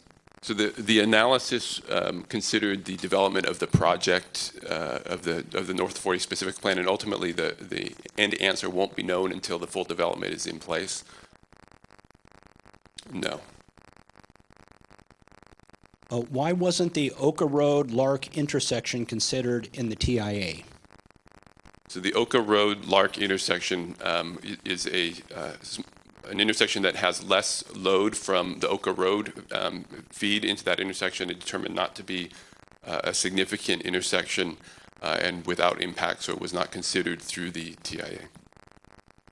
Much of the current Lark traffic in the evenings is due to restricted capacity of Highway 17 to Highway 9. Why doesn't the town allow Caltrans to widen 17 to 9?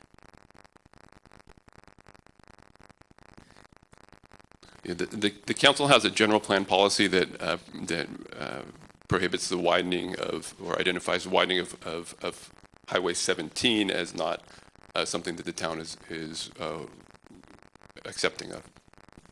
Los Gatos Boulevard from 85 to Lark. is already overwhelmed due to only 2 lanes exist each way. Why won't the town use eminent domain now to take the 8 properties to widen the road so we don't have to wait 30 more years?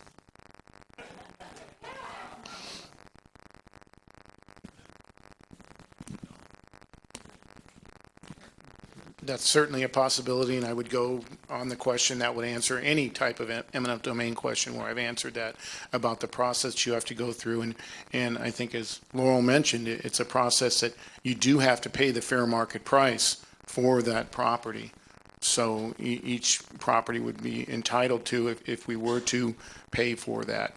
Normally, the way we have done it is that we wait till that development comes through, and as part of the development, then we're able to extract that as a nexus from the project's impacts, so that we don't have to pay for that property.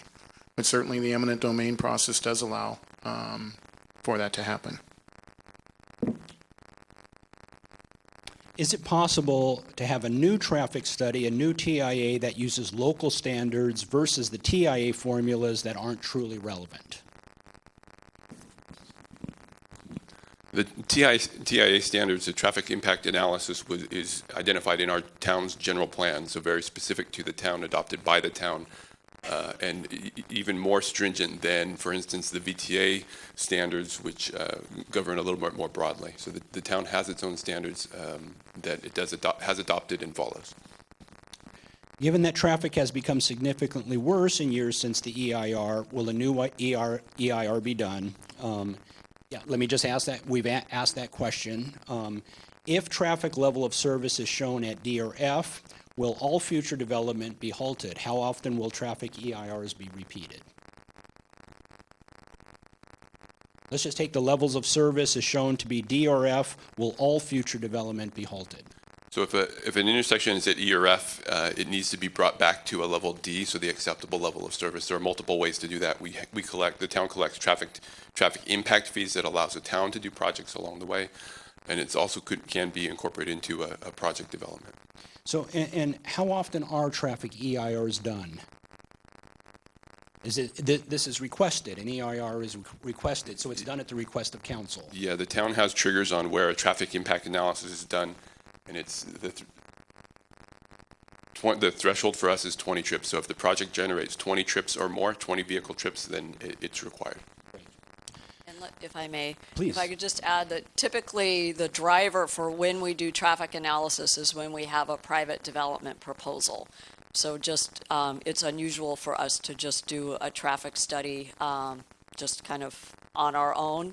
But we typically do it when we have a specific proposal that is asking us to evaluate some new development.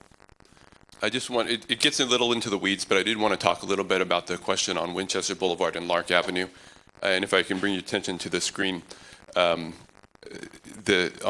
this line where you see the arrow here, number 7, Winchester Boulevard and Lark Avenue, it identifies the traffic for both the AM and the PM peak periods, the time when it's most impacted.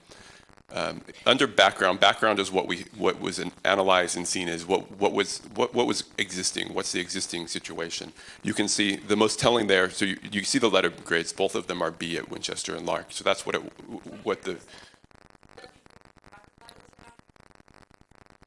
So let me finish, and then we'll get to some questions. So I'll run through the scenarios here. So you can see that the delay was 17 seconds. That's the number right to the side of the B. So 17.4 in the AM and 17.7 in the PM. 2 projects were analyzed. We called them Project A and B. When you add those projects, you can see what happens to the delay. It increases by 0.7. Or by roughly 3 seconds to a B- and a C+. So that's how the analysis is done, and that's really in a little bit in the weeds on the details, but that's where the comparisons come from. And this level of analysis happens with all of the intersections. Good. So the question is, what year was this analysis done? The analysis was done in March of 2014. Okay. Okay, so the question, traffic analysis since 2014. So the traffic analysis, as with the rest of the EIR, is a snapshot in time. So it's captured at a particular point in time, and that's the information the best information that's had when the decisions are made, and that's the information that goes forward.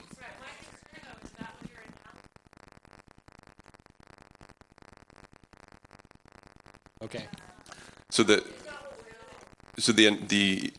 information that we're dealing with is the comparison between the existing traffic and what the development will cause, how the development will cause the traffic to increase. And so that snapshot in time identifies what that increase from the development will be, and the developer is required to mitigate that delta. So that,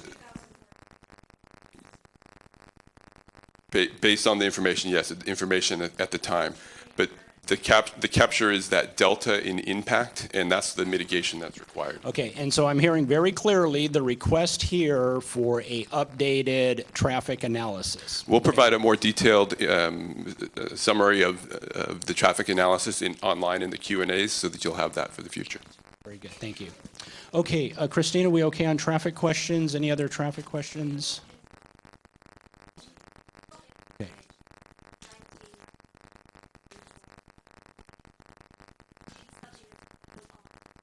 Yeah, and so we got.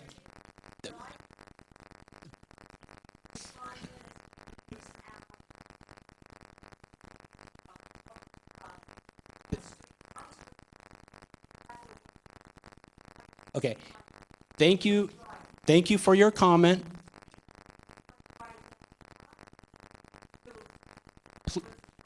And so we can record what you have. It would be great if you filled that on the, thank you very much for that. Thank you. I'm not hearing any other questions, seeing any other questions on traffic. A couple school questions came in, and we'll circle back to those. The North 40 developer promotes on its Facebook page that it is working on an agreement with Los Gatos Union School District. Why are they not talking to Cambrian School District, who has unused schools in their ownership? I'm not sure we're in a position to answer that question since it's a school district question. I've got one other school, no, I think we're all done, I'm sorry. One other school question.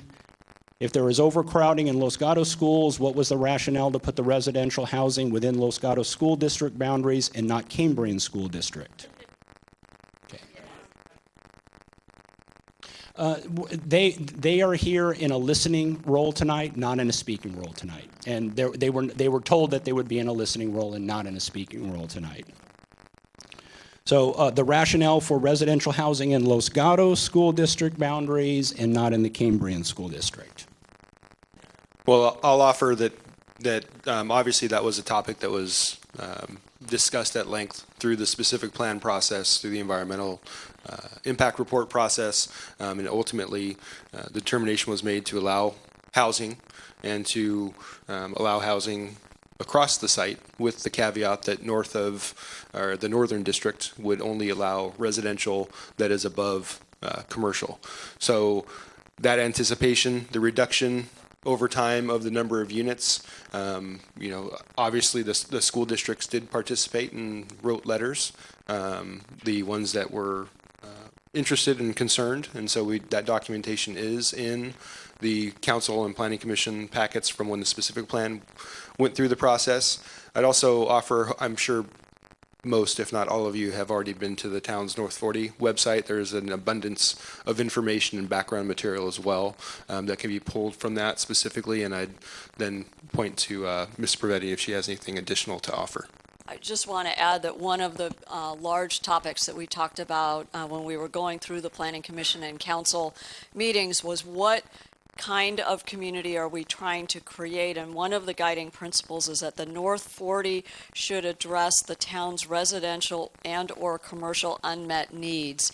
And so what that means is that we have a lot of family housing already within our community, but we know we have people who are choosing to age and continue to live in our community, which is great. So there is a need for senior housing, and then there's also a need for all of us who have kids that are graduating high school and starting and going to college or whatever and starting to get jobs. And we would love for our youth to be able to come back into our community and live here as well. So those are some of the unmet needs that we're trying to address through the specific plan. It's kind of an indirect way to get to the school issue, but it was something that we debated pretty strenuously.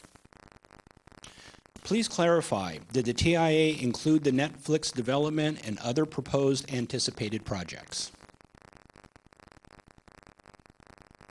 Yes, it did. Very good. Thank you.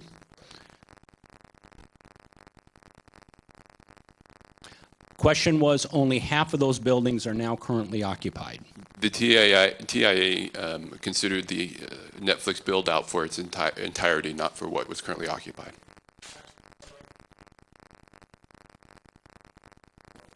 So the question is, the traffic now is only half of what it will be when it's currently occupied, and that is correct. And the analysis for that was conducted for Netflix incorporated the traffic study, the full traffic study for full occupancy of Netflix, not what the current level was.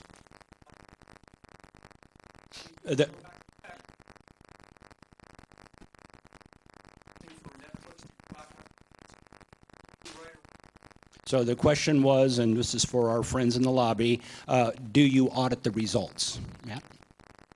So our traffic engineer reviews the traffic on a regular basis, and so although it's not an official audit per se, it is a review of the traffic levels within the town.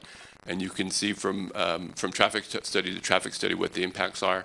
It does become difficult to attribute the traffic because there are many factors that contribute to traffic at a particular intersection. It's difficult to identify specifically where that traffic has come from over time. And let me just add, as Director Mordley said earlier, we have some funds that have been set aside so that way after Netflix is completed, we can do some analysis to determine what within that vicinity can the town do to try and reduce the impacts further. And that may be in terms of vehicles, but it also might be in terms of introducing other modes such as bicycle and pedestrian improvement. So there's more work to come because we still haven't done those studies since Netflix is still under construction. This question here is about beach traffic, so we won't take that up. It's not North 40, but just so we get the air of the question here, town doesn't want to widen 17. However, they're struggling with beach traffic, and Santa Cruz Avenue is not a solution. Okay, I'm going to jump around a little bit here with another school question. A payment to the school district. The agreement includes a provision whereby the district cannot contest any aspect of the development as the school district represents the town residents. That in essence precludes a significant voice of the residents. How could the right of residents be to contest or voice dissent be taken away? Is that provision legal? How can the right of residents to contest or voice dissent be taken away? I guess I heard clapping, but I'm not sure I understand the question. The voice of residents is still able to be heard. They come to the planning commission meeting and they come to the council. The school district, their fees that they collect from the developer are set by the state. That's the 56 cents per square foot and the 346. So it's set. They were able to negotiate additional amounts that will benefit the school district. Whether that was not enough, whether that was too much, that can be debated, but I'm not sure how that agreement that enabled them to obtain more than state law would allow them to obtain somehow took away the voice of the citizens of Los Gatos. So, maybe they can go to the school district and say it wasn't enough, but any amount above and beyond is more than what was allowed under state law. okay. And just maybe by way of clarification, the premise here, the agreement includes a provision whereby the district cannot contest any aspect of the development. So that's a premise that's leading to the question. And that would just be the school district, and that's an agreement between the two parties. It still allows any of the citizens to contest the actual project. Okay, so we're going to jump back to specific plan questions. I've got a couple here. Appreciate the strenuous effort done with specific plan regarding youth housing, but is it realistic under current application if 274 proposed units are above market income rate? Is that realistic for the youth housing?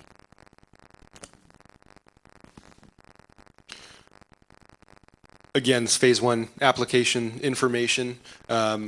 I don't know, because I don't know how much they're ultimately be sold for. We can look to get some of that data, and obviously it's going to depend on the youth. You know, folks coming back to town, it's obviously challenging for some of them to get into the market because it is a good market here. And so I don't know that they're going to be, you know, on the order of magnitude where folks can come back and then they'll automatically have a spot. It will provide an additional type of housing, which is important for the unmet needs piece. But obviously the specific circumstances would dictate whether or not, you know, certain individuals are going to be able to afford these types of units when they're constructed. So this question here circles back to the unmet needs that we talked about. Does the town have any quantification of the unmet needs by market? The preamble, the specific plan talks about unmet needs for residential. Appendix C talks about seniors. Does the town have any quantification of the unmet need? I wasn't with the town at the time that the advisory committee was doing all of its work, but I believe there were several market studies that were done to help inform the preparation of the specific plan. I know the housing element has to do a demographic analysis to identify the needs across all income spectrums, so that analysis is definitely in the document. Typically, the state focuses more on housing for older persons as opposed to our younger population, but I think here in Los Gatos, we're really interested in making sure we can house all segments and all types of households within our community. We'll look a little bit deeper in our documents and put something up on the FAQ regarding that. Still specific plan, are there any other areas in Los Gatos that have 20 units per acre? If not, what is the largest? There are areas of town that have 20 units per acre, and there are existing developments around town that exceed 20 units per acre. We can pull together some of those sites and get that information posted on the frequently asked questions as well. The question was from the audience, what's the definition of a unit? It's an individual living unit, whether it's a single-family detached house, an apartment, condo, townhome. That is a unit. Could be a secondary dwelling unit. There's a number of different definitions for what a unit is. So the density is based on the number of units per acre of the site, and that's where the density is derived. Thank you. The town used to have standards for open space and parking. Does the specific plan reduce this? And that would be private and public open space. The town used to have standards for open space and parking. Does the specific plan reduce that, including both public and private open space? Well, I'll speak to the parking first. There are some opportunities that are allowed by town code, but they're explicitly allowed by the specific plan, whether that's shared use of parking. There's some allowance, I believe, for reduced numbers for certain project or unit types. So the parking, yes. Open space, we have required setbacks, so that's not necessarily open space. But we do have general plan language that speaks to providing open space. I don't recall an actual specific number for either commercial or residential that is in place currently. And so if someone has reference to when that was in place or whether it was commercial and residential or not, that we can do some research on that. Great. We've had questions about amending the specific plan, et cetera. And this one is, can the specific plan be amended while there is a pending application? It depends where in the planning process that pending application is. Under the Permanent and Streamlining Act and the Subdivision Map Act, there's what's called when it's deemed complete. And once an application is deemed complete, that then locks in your rules, regulations, and laws that are in effect at that time. So, for example, the application that is in right now has been deemed complete. So if any amendments were proposed and changed while that application is still pending and deemed complete, it wouldn't affect that application. The hillside views are obliterated based on the orange story poles. Can you require that the buildings be lowered? The specific plan sets maximum height. Those are maximum heights. However, again, getting back to the by right and the state density bonus provisions, which allow concessions to any number of topics, they can request those exceptions as part of the density bonus project. And so then it's whether or not we can make the findings, and I think it's a finding that has to be made if we don't think that concession is appropriate. We'll go back to traffic. Does the TIA conclude that the Winchester Lark Avenue delay from current or background to the full development of the North 40 in the AM be only 0.7 seconds? Let me read that again. Does the TIA conclude that the Winchester Lark Avenue delay from current to the full development of the North 40 in the AM be only 0.7 seconds, the delay? That is correct. That is correct. Okay, very good. Thank you. Do you live, this is for staff, do you live in town? If so, how can you recite these traffic findings with a straight face? Okay, so I'm not, read that one. Not sure that question followed our guidelines and staying focused on the information and fact sharing aspect of our question asking tonight. Another traffic question. How can you say that the plan won't impact downtown when traffic is currently preventing people from getting downtown now, and it will only get worse with the density of the North 40? So I think I'll start by saying that the council and staff spend a significant amount of our time managing traffic, and we look for every opportunity to help to manage the traffic and to lower the impacts of traffic in the town. So anything that we can do that achieves that is something that we would take on. We are limited by the standards that are set forth through the traffic impact analysis, and that guides us really on the analysis and then the alignment of the impacts from the project really drive the direction of where the improvements can occur. This particular project has very high standards, higher standards than are regionally adopted. So the efforts continue to look for every opportunity to manage the traffic. But I think what the heart of the question is there an increase in traffic? And there ultimately is. It's been determined to be within the tolerable standards that the town has set forth for itself. Very good. Okay, so I have about 5 or 6 commercial questions, and I've got a big stack of housing questions here. I'm thinking it might be a good time to take a break. So we're just about at the 2-hour mark, so let's just take 10 minutes. There's refreshments. If you keep those refreshments out in the lobby, that would be great. We'll take 10 minutes, and we're going to reconvene here at 5 after. 5 after sharp. We'll do commercial questions and then housing.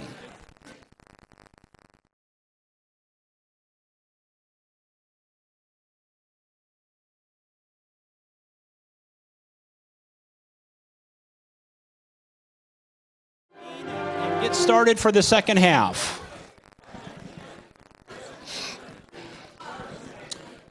Okay, please find your way back to your seat, please.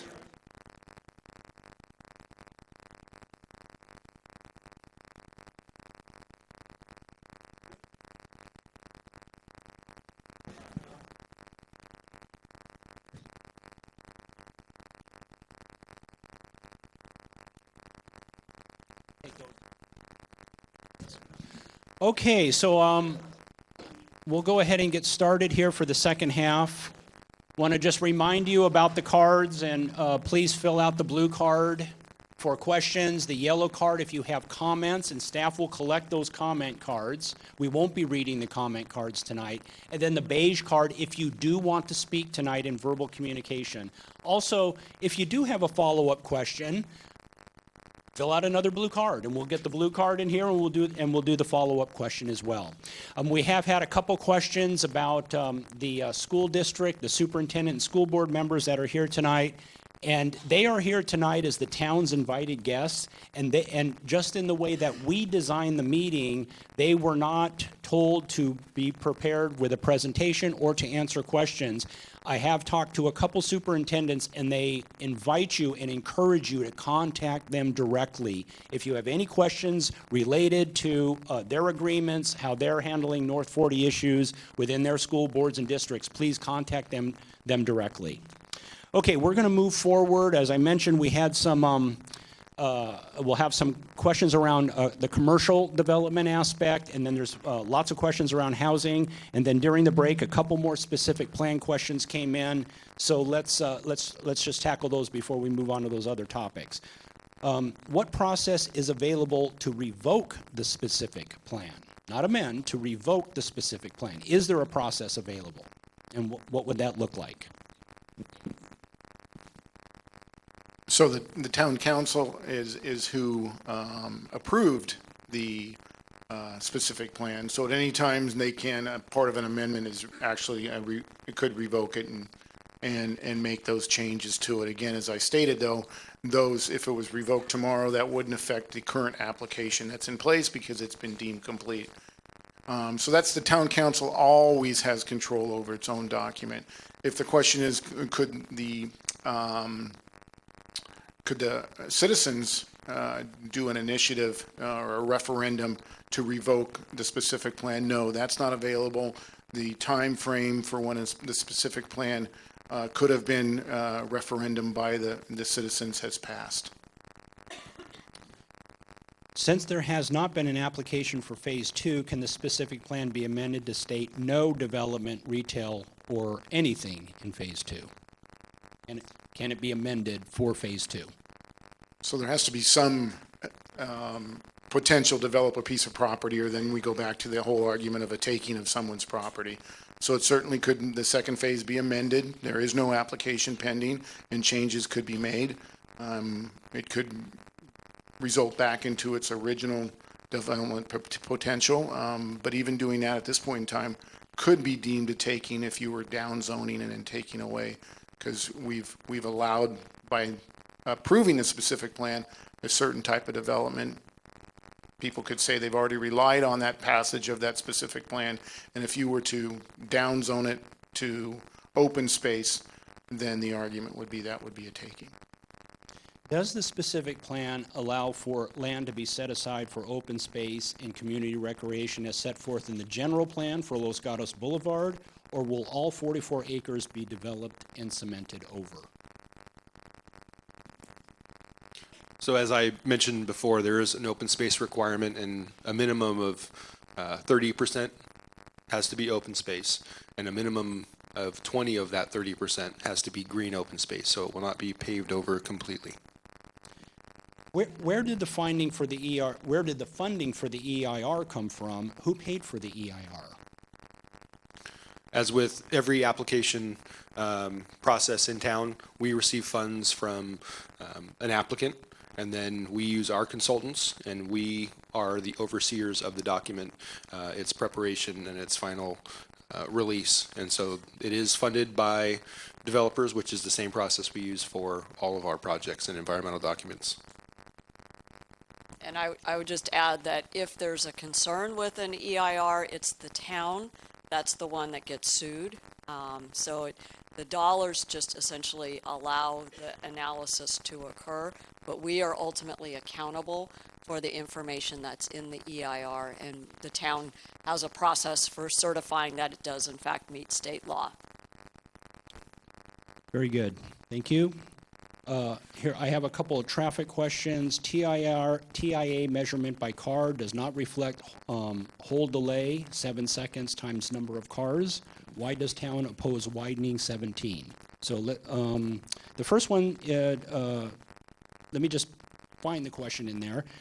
TIA measurement by car, does it reflect the delay, 7 seconds time number of cars? If that makes sense, Matt?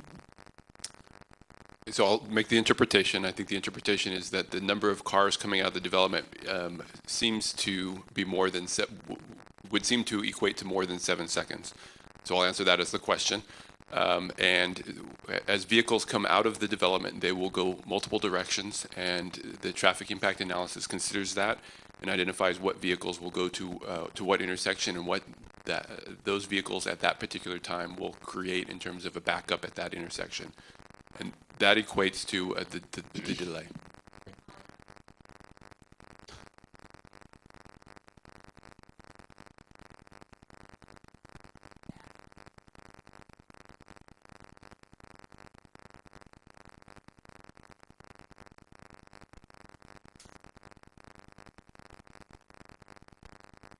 So the question was, how do you quantify that?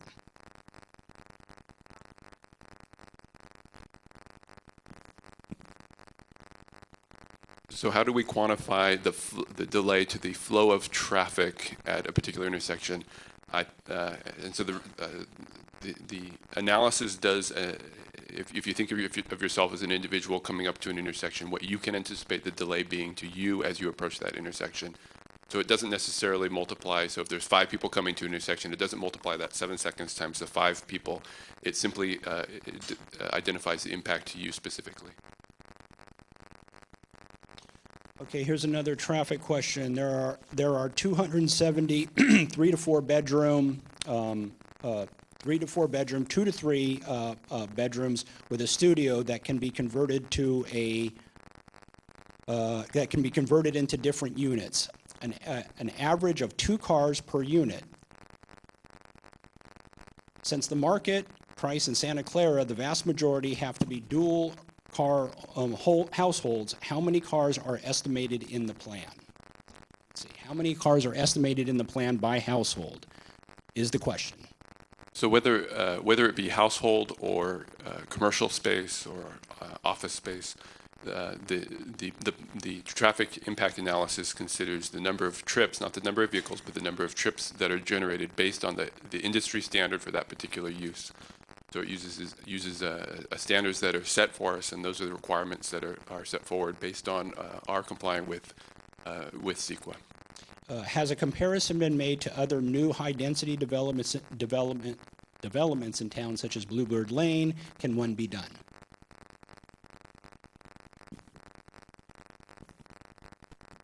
The traffic impact analysis looks at a much bigger picture than independent development. So it's a look holistically at how impacts in similar developments occur, and not at a small cross section or a smaller subset. So it can't be zeroed into a Bluebird Lane or any particular street in that way. Does the developer have any liability if the traffic estimate in their plan is wrong?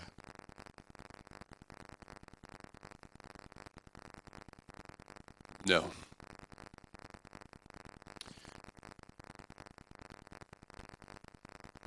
Okay.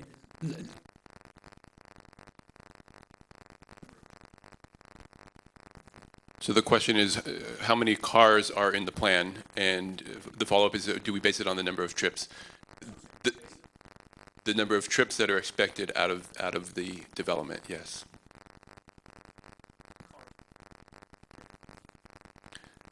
Yeah, if you consider that a vehicle may or may not leave at a particular time, the analysis is based on what can be anticipated on the trips generated out of a particular house. So the example would be on a residence that in the morning somebody may go to work and somebody may stay and work from home, and those average over the entire development across the sample sizes, the samples that are included. That drive the standards that are used in the analysis. So it's a standards-based analysis. The number of units has, the question is, does the density impact the number of trips? And yes, the density does impact the number of trips. The density is important in that the trips are generated by unit. Great. And it would be great to put those follow-up questions on the blue card so we have those and they can put them into their question pool. I'm not sure if this is going to be answerable here. What is the current status with Grosvenor regarding the schools? What has been offered and on the table? We have do we know that? Or do we need to go to the schools for Yeah, that? the only agreement we're aware of is the agreement that has been entered in with the elementary and middle school district, Los Gatos Union School District. We're not aware of any other agreements or negotiations between any other school district and applicant. That agreement is available through the North 40 website if someone's interested in seeing it. Okay, so we're going to move over to, I've got 5 or so commercial questions. Table 2.1 requires a CUP for a yoga studio, but not a restaurant with a bar. What is the thinking behind that? Table 2.1. CUP, conditional use permit, for a yoga studio, but not a restaurant and bar. So what was the thinking?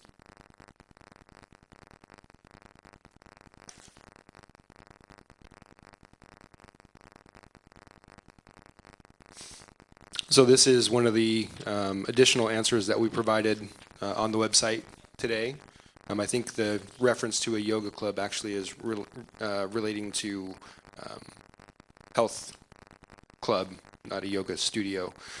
This obviously was one of the many things that were considered is this table throughout the North 40 Advisory Committee as well as Planning Commission and Council as far as what uses should be permitted and what uses should require a conditional use permit.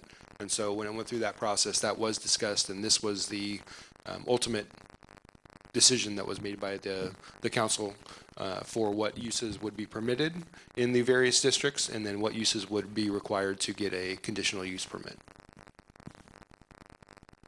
What makes developer think any additional retail space is needed in town in light of lengthy vacancies of old?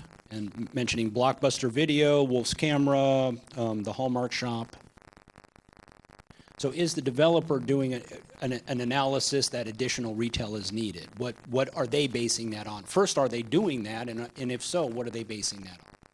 Well, ultimately, there was a number of studies, leakage studies, showing what categories the town is lacking and where folks that live in town have to leave the town to get certain goods and services. And so that study did show that there was capacity from the leakage perspective to accommodate new retail and other commercial uses.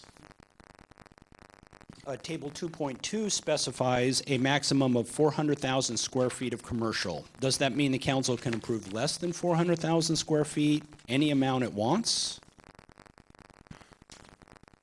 Generally, yes. Those are maximums, so the council will have to consider whether or not they think whenever the commercial comes forward, whether that's the appropriate number or whether it should be less.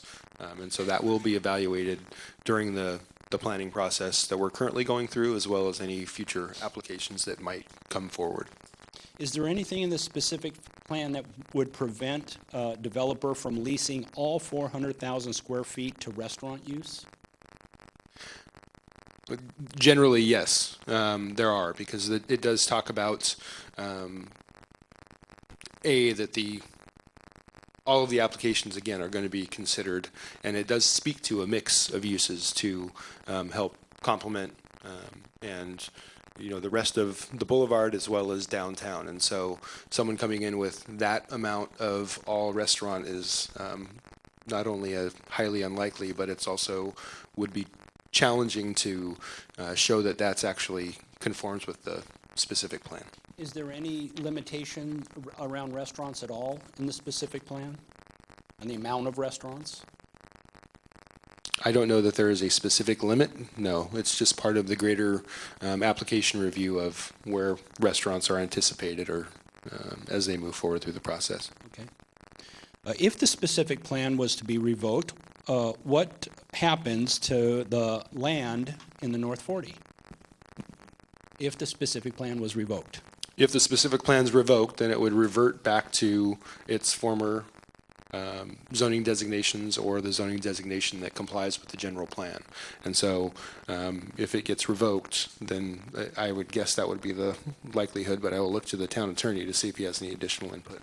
Well, we did make changes to our general plan to make it consistent with the specific plan. So, I mean, I still look at it as an amendment. If in fact council wanted to make changes, it isn't just a revocation of it. There has to be some underlying discussion about what the underlying designation is going to be, because it just wouldn't automatically go back to the previous, because that's already been amended and is no longer applicable. So a complete revocation would put in a very precarious place, because there has to be some designation of what that land can and cannot do.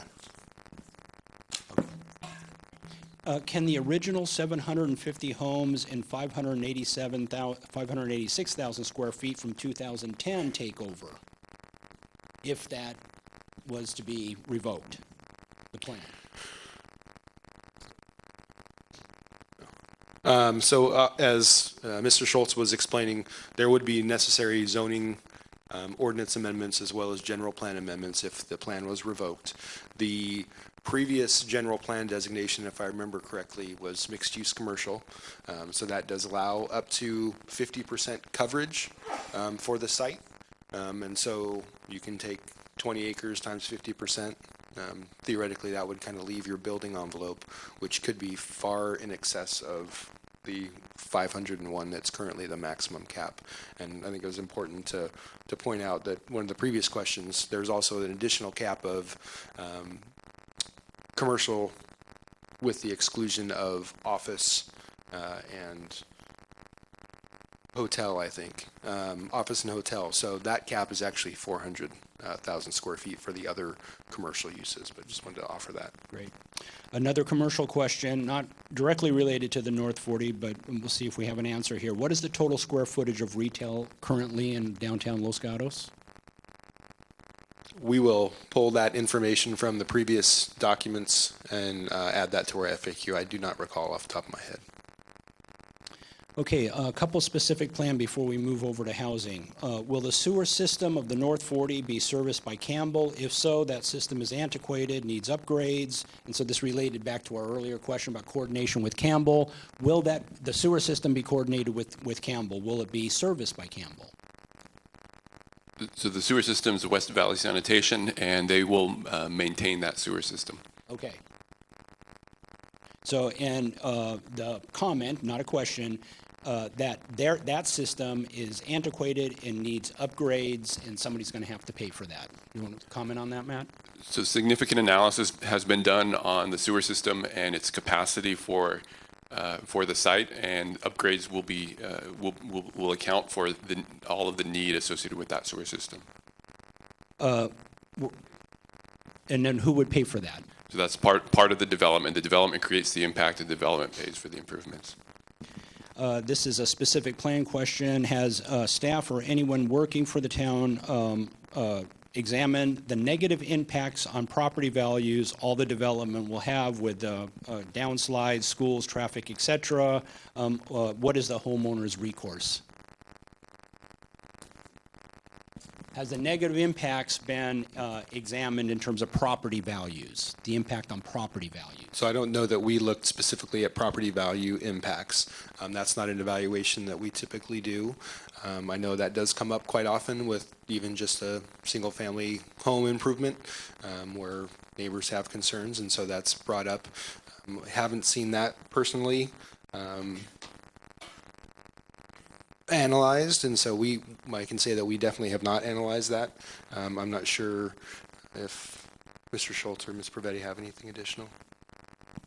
Well, just with regards to the impact for property values, I know no case law that's ever been undertaken where a homeowner has sued over a development project from the impact of that development project on their property value.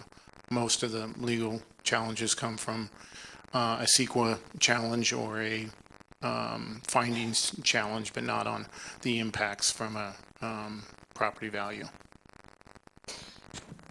Does the maximum commercial FT have the same bonus percentage as residential FT?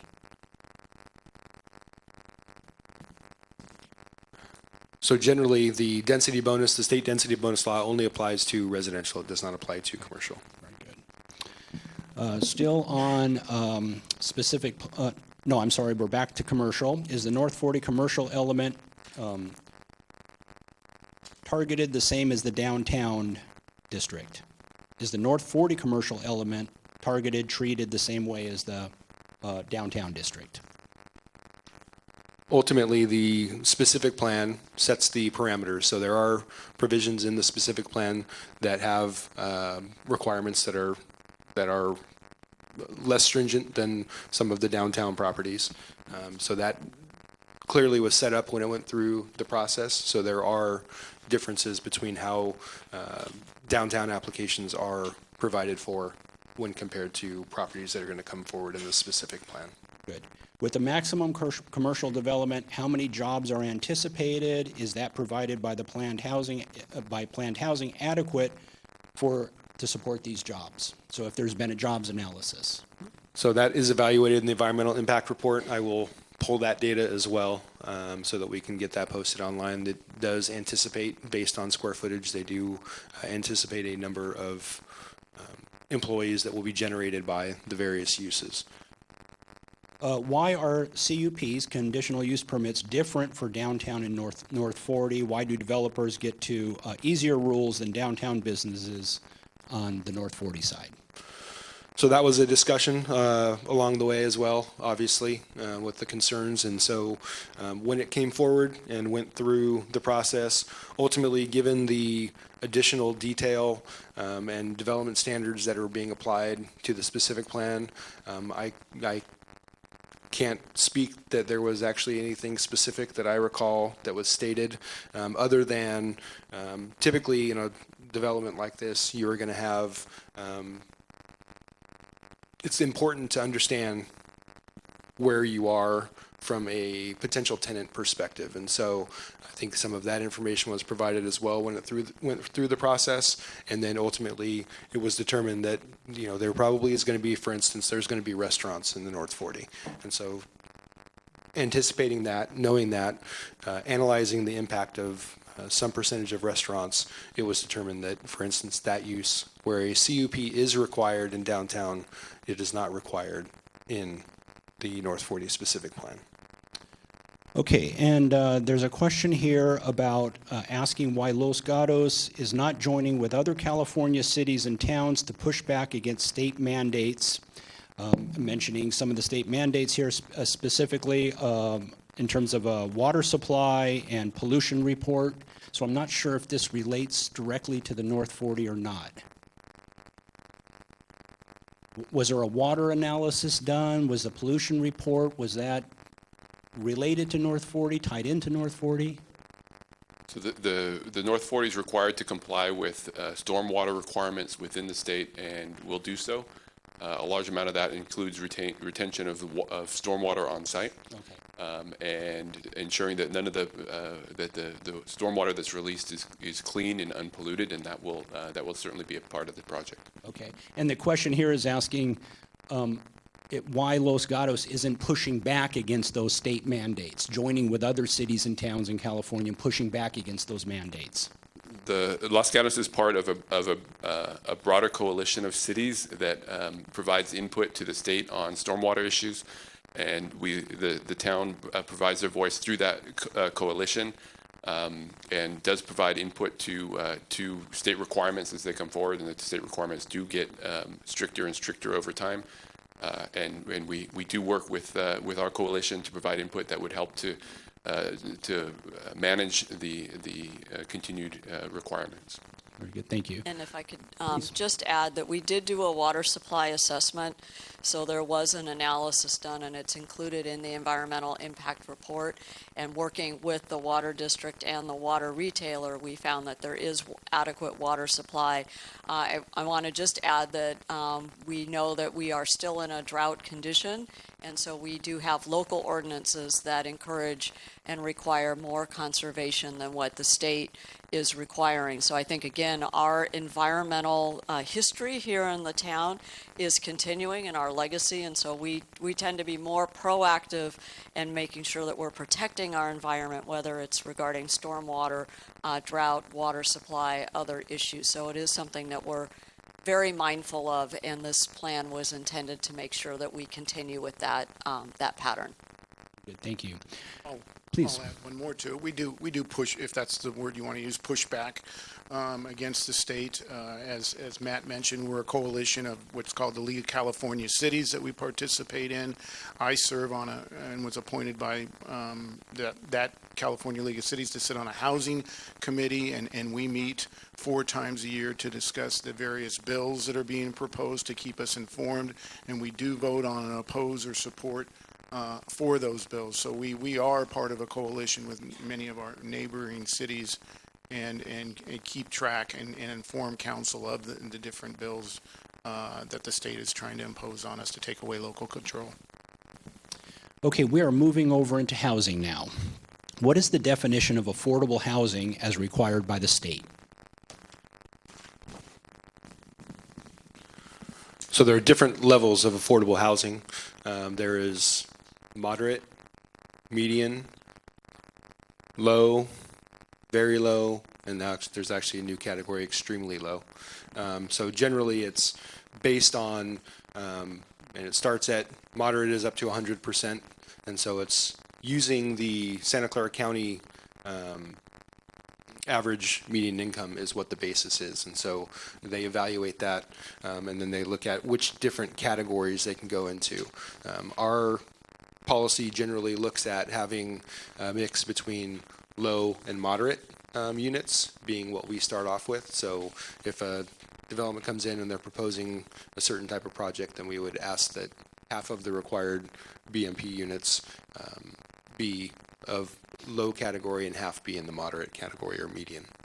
And if I may just add some quantification to that. So we follow the United States Housing and Urban Development Guidelines for determining affordability, and it's all based on our county median income. So we are a high income community compared to other counties throughout California. By way of example, in 2014, if you were a household of 4 persons and you made essentially $100,000 a year, you would be right at that median. So then that's kind of the benchmark. So to be moderate, you would have to be 120% of median. So if you're a family of 4 and you earn $120,000, that would be considered above moderate. And then extremely low, just to kind of put the other side, that would be 30% of the area median income, and that would mean a family of 4 earning essentially $32,000 a year.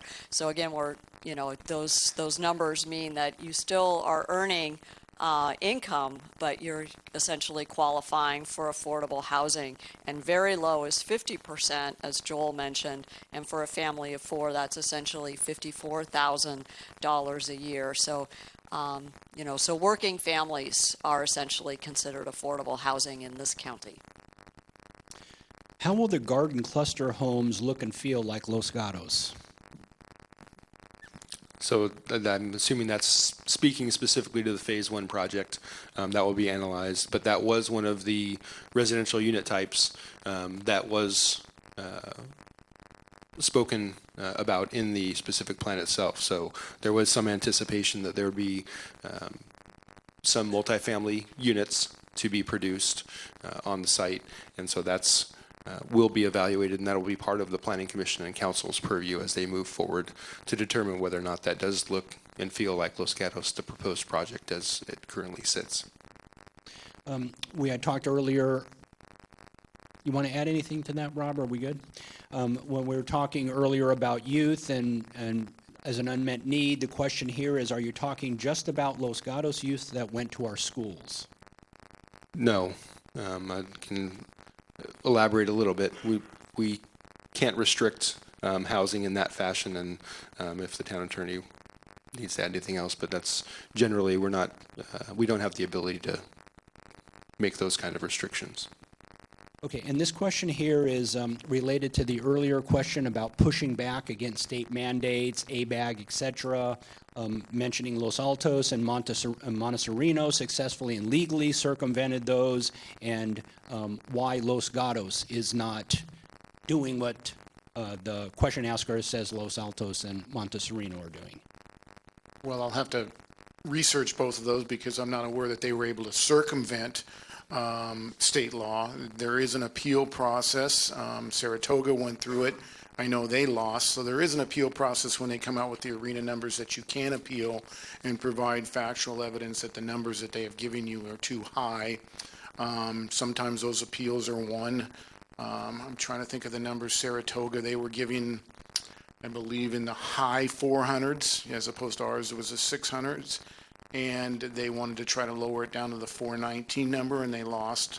Whoever the person is that knows Montessorino and the other community and how they were circumventing the law, if they know more, I can certainly look into that and provide a more detailed answer. But anyone who has tried to circumvent the law has lost in any lawsuit that I'm aware of. And in fact, just recently, the Montessorino City Council had to zone a property for multifamily development. Of course, it was very controversial there, but that was to implement its housing element. So again, they needed to show action to zone adequate sites for affordable housing, and so the council did take that action. Okay.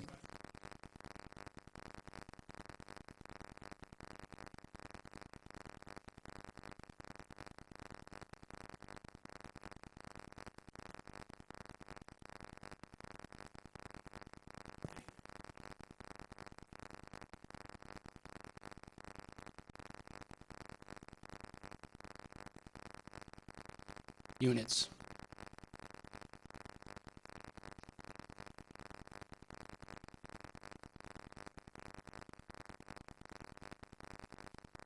Okay, so the comment here is about using granny units and so forth, and that's for our people in the lobby. Right. So thank you very much. So again, like many cities, we use a combination of sites to try and meet our housing needs, and the town of Los Gatos has a plan to expand its secondary housing unit provisions to also count towards our affordable housing needs. So because of the way Montessorino did it and reduced the density on the Hacienda site, they had to find a replacement site. And so the replacement site was found, and so they are in compliance with their housing element. So it wasn't to circumvent the law, they just found another. And this is the many meetings that were discussed on coming up with our arena numbers, and if you did not zone the North 40 to use our arena numbers, where else were you going to use that? And there were a number of sites, the Knolls, the Lodge, and those are available that we can provide you with the Oka Road, that they looked at very detailed in many meetings to determine which was the ones to use. And we are using some of our secondary units and are trying to expand that so that we can use more of them. We had the earlier question about definition of affordable housing. This is define low income and very low income.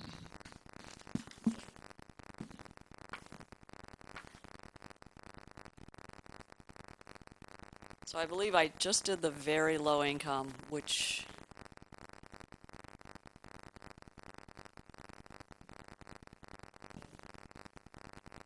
homeless. We do have working homeless in this county, so that is an issue. But like any affordable housing program, especially our BMP, someone would have to demonstrate that they qualify because of income, and ultimately it's the property owner that would decide whether or not an individual qualifies together with our housing program administrator. So it's theoretically possible, but we need to look to house all income segments of our community, and to the extent we have working homeless that are looking for permanent housing, that could be one population served. Very good. And so the question here was whether homeless were eligible for the affordable housing units. Here's just an interesting little question, sort of a trivia question. Is the governor's bill AB 250 by our own Assemblyman Evan Lowe? Does anybody know that? Is it different? We can move on. We can make certain it was in my mind it's a Governor Brown's bill because it was a trailer bill. It was tacked on to the the budget as a gut and amend, so it didn't go through any committees whatsoever. I don't know the particular assemblyman or senator, but we can check on that and say who actually helped sponsor it with the governor. But it definitely came out of the governor's office. If housing is spread into the northern district, is it possible, given height limits and requirements of residential, I'm sorry, let me read that again. Is it possible, given height limits and requirements of residential over commercial? Can you repeat that, Is please? it possible, given height limits of and requirements of residential over commercial? Can residential trump supersede over commercial? So it Height- is possible within the height limits to have a vertical mixed-use development, and that is permitted by the specific plan. So that is a possibility. We would have to see it. I think the other challenge gets to be, depending on how many acres are still have to be at the 20 dwelling units per acre. I think it gets interesting from a site planning perspective to try to get that type of density above commercial, but I couldn't say it's not possible at all. We'd have to look at that. What is the effect on the Los Gatos Union School District to deal to obtain extra mitigation? What is the effect on the Los Gatos Union School District deal to obtain extra mitigation? And I think we've addressed that. The agreement is online, and you can look at exactly what their deal was and what they did get through that agreement. Again, the town didn't participate in those negotiations. okay, our town attorney has painted a bleak picture. Please state what the options are. It doesn't sound like the number of units can be reduced. It doesn't appear there will be another EIR. Los Gatos Schools received the settlement. The question, can the application be denied? That'll all take place during the application process. The applicant has due process rights. I'm not even a member that would be voting on this. It's the Planning Commission and the council, and they'll weigh all the evidence and determine whether it is in compliance with the specific plan. I certainly said that, yes, there are by rights for 270 units, but certainly they do still have to meet the design guidelines and the standards that are set forth in the specific plan, and so that's going to be the issue that they need to decide. So yes, the bad news is what I think I tried to get across is I've heard quite a bit is let's reduce it, and that's a maximum of 270, but because of the housing element that is also on top of that specific plan, they do have the by right of doing 270 units plus a density bonus. So yes, that is bad news for the development if you wanted to reduce the density, but there are many, many, many issues that are still on the table for the Planning Commission and Council to look at and decide. One being, I think, as Brent brought up, just a unit is described in many different ways, and what is the size of those units that fits within the parameters of the specific plan. With town opposition on density and intensity of North 40 application, and we know as a town we need housing unit requirement of 619, why not create a lottery of more in-law units?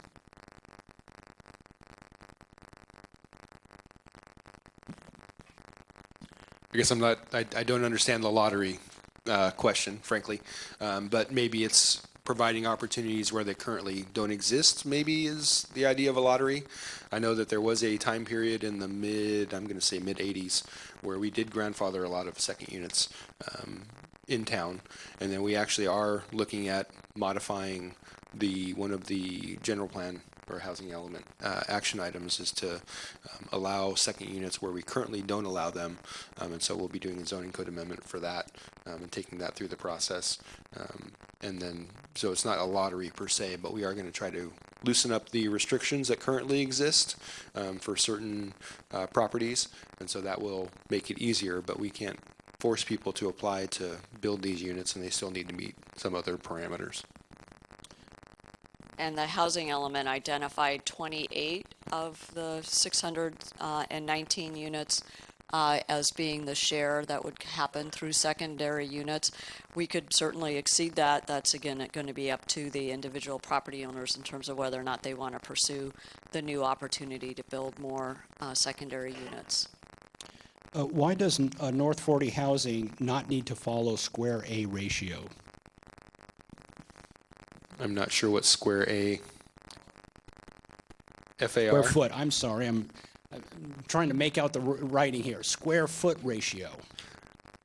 So there are certain parameters where FAR applies. So FAR applies to single and two-family dwellings, and so those are going to be detached. Once you have 3 or more attached units, FAR doesn't actually apply in the town code either. Here, same thing. There isn't an FAR for the multifamily units.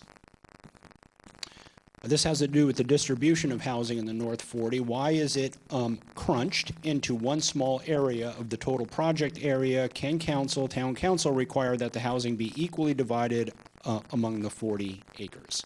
And so we answered that earlier with obviously any of that is spread, or if they can't accomplish it in the northern section, then obviously we will have to find additional sites to accommodate that housing. Why was the maximum number of units changed from 264 down to 270 units? So originally it was 364. 364, thank you. 364 down to 270, thank you. So it was discussed during the hearings, if I'm going way deep into my recollections. During the process, the specific plan, the housing element, there was some overlap. And so there was the conversation, because we did have a lot of conversations about this by right density bonus concerns that were raised just through the housing element. And so it works out that if someone were to take advantage of a density bonus on this site, then the 270 is the number where if you apply a 35% bonus, you get back to the 364. So it's accommodating the up to 364, which was also the number of units that was analyzed in the environmental impact report. Is the North 40 subject to the Los Gatos Boulevard plan? I believe we answered that in one of our FAQs. Let me take a look. I think the short answer is it is not applicable. The specific plan creates the development parameters for all of the properties within the specific plan area, but I will look and see if there's anything to add to that. How will publicly accessible space be insured in the future? What is considered defined as privately owned and maintained in public access space? So we are still, again, working through the development application process. So there is a significant amount of area that is going to be publicly accessible, private, open space. And so we will be working through that through ultimately probably CC&Rs and other agreements and their conditions of approval that will deal with that to make sure that it remains publicly accessible. Does the 13.5 acres in the North 40 that is by right, 20 units an acre, all have to be in the Southern District, Lark? Yeah. The answer is no. And we've added additional information in that in previous questions as well. Great. And we can go back to the Los Gatos Boulevard plan. So the specific plan incorporates or complements the concepts and guidelines from the Los Gatos Boulevard plan where applicable. So essentially, when the advisory committee and planning commission were working on the specific plan, the Boulevard plan was one of the inputs into that process. So strictly, as we evaluate the development application, we're going to be evaluating it against the specific plan and not the Boulevard plan. As one of the many renters that will now be displaced by the North 40 development, what provision for relocation assistance and affordable housing will be provided for us? So we've also answered that one on the frequently asked questions. The town doesn't have any ordinances, rules, or regulations that call for relocation expenses. So we don't address that. There are a number of state laws that can address those issues, one being the Ellis Act. I don't know the circumstances of each individual renter and what their agreement is. For example, the Ellis Act applies only for multi-dwellings, so I'm not sure the situation. So what we've done is we've tried to connect the renters with people, with the county, with our Hello Housing and with our mediation and arbitration service, because we do provide mediation and arbitration service for landlord-tenant issues, but we don't have any ordinance that we could enforce that requires that of a developer in this type of situation. My analysis suggests that North 40 development is being done at maximum levels. Highest possible buildings as zoning allows, highest possible density as zoning allows, highest possible low-cost housing as zoning allows. Is this true, and why is Los Gatos taking that approach? So I think that's a specific application question, and I think those are great comments, and that's what needs to be analyzed by the Planning Commission and by council as to what are the those height issues, those setback issues, and whether they comply with the specific plan, and to look and analyze those. So it doesn't specifically address anything in the specific plan, so we'll wait for those questions and comments and for the deliberation by the Planning Commission and Council. Why can't the town require the height of the houses to be lower by requiring the developer to build basements instead of 3 to 4 story buildings? So the developer, obviously, we look at development application when it comes in, and we compare that to, in this case, the specific plan or the zoning code, general plan, those documents. So the applicant could propose to do cellars or basements, but that would be for them to propose. I think it gets back to the same challenges with by right and density bonus concessions, where we will be looking to see what, if any, options there are as they relate to that. Okay, this question is about affordable housing and state mandates, and the question is it really a state mandate, or is it more of a suggestion? In other words, stating that housing is an issue, although nothing is mandated or enforced, only suggested. So is that true? So I'll go ahead and start. I think, it really gets back to there is a state law that says you have to have a housing element. I think the question that comes up often is that the town is required to plan and show that we have adequate sites to accommodate that housing. We are not required to build it or to go knock on developers' doors to have them build housing, but we do have to show that the adequate sites are available in town to accommodate those affordable units. And I don't know, Ms. Prevetti, if you have anything additional. So I think Joel addressed it by saying, yes, it is a state mandate to have a housing element, a state mandate to show that you have adequate sites to build your arena numbers. We don't have the ability to go do it. The developer does. There have been specific cities, and I did a memo on that about a year ago, and I can repost that again, as to the litigation that has developed over towns and cities that either dragged their feet or failed to produce adequate sites that could be developed for affordable housing. In each and every case, they've lost. They've had to pay hundreds of thousands in legal fees and had to develop a housing element. There's even been very close where the state has said they'll even take away your planning authority if you don't. It's the same type of thing, if you want an analogy, because I've worked in a lot of coastal cities, is every coastal town has to have a local coastal plan with the coastal commission. It's the same type of thing as you've got a state organization implementing themselves on and telling the town or city what to do and what they shouldn't do. And Malibu was one that almost was in litigation for many years because they refused to follow the state mandates of a coastal local plan. And they came very, very close to having their planning powers taken away. There's many other towns that have just said, okay, we can't do this. We're going to turn over your planning powers. So that in many local coastal plans, they don't have towns. They don't have even a planning commission because the state has taken it over through the coastal commission. So does the state have funding to do that? No. Do they have the funding to even file suit against the towns of the city? That's not really where it's coming from. The lawsuits come from the buildings associations that will sue because you haven't complied with state law. It's not the state that has to sue you. Any individual can sue you over the fact that you haven't complied with state law. We know 20 homes per acre. What will the square footage of the homes be? So the development plans for the Phase 1 application are online. I do not have that information. I know there's a range of sizes.